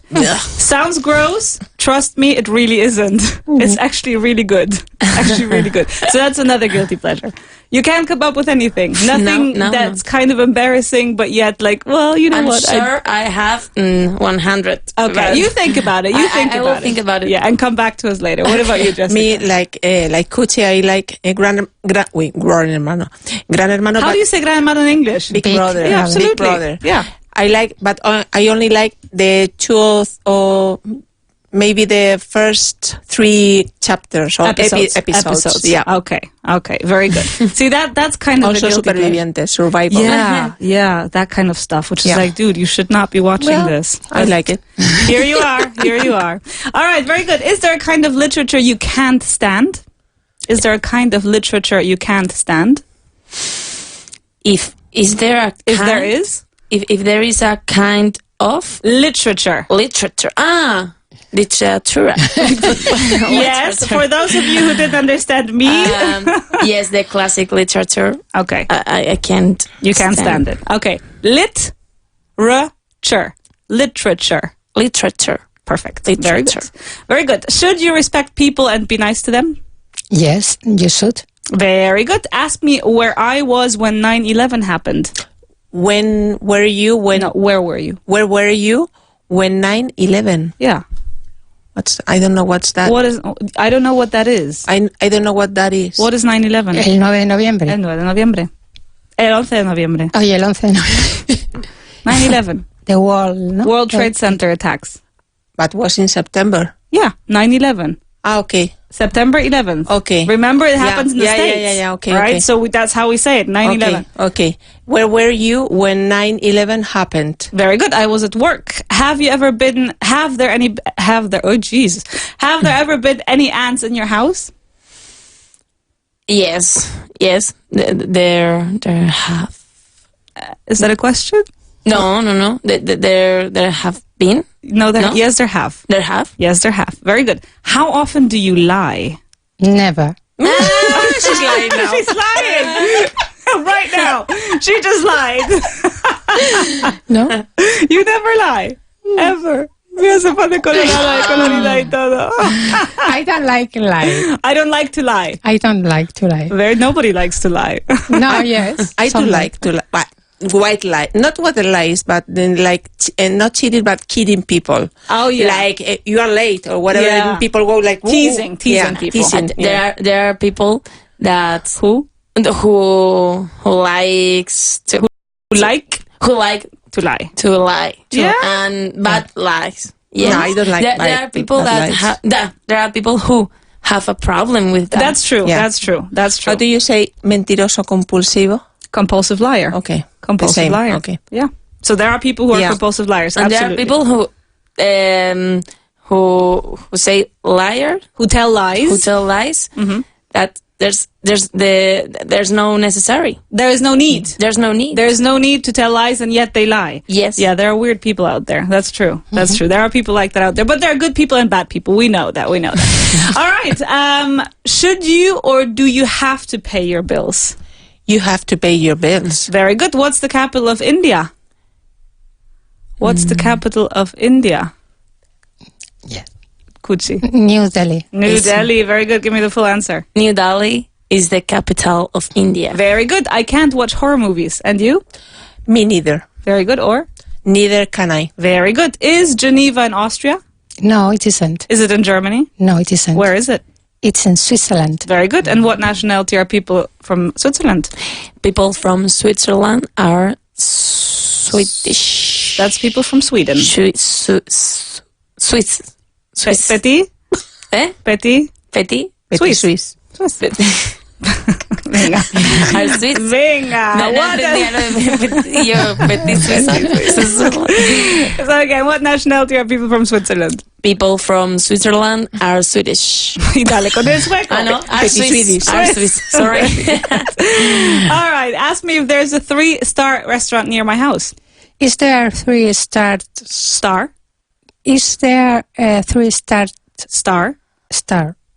Is there a 3-star restaurant? Star. You're saying start. Star. Is there a 3-star restaurant near your house? What is she asking me? She's asking you if there is a 3-star restaurant near your house. So what does she want to know? She wants to know if there is a 3-star restaurant. 3-star restaurant near your house. Very good. No, there isn't. What is Florida famous for? Florida. Mm-hmm. Florida is famous for... Florida is famous for its alligators. For its alligators. Very good. And what comes before Saturday and after Thursday?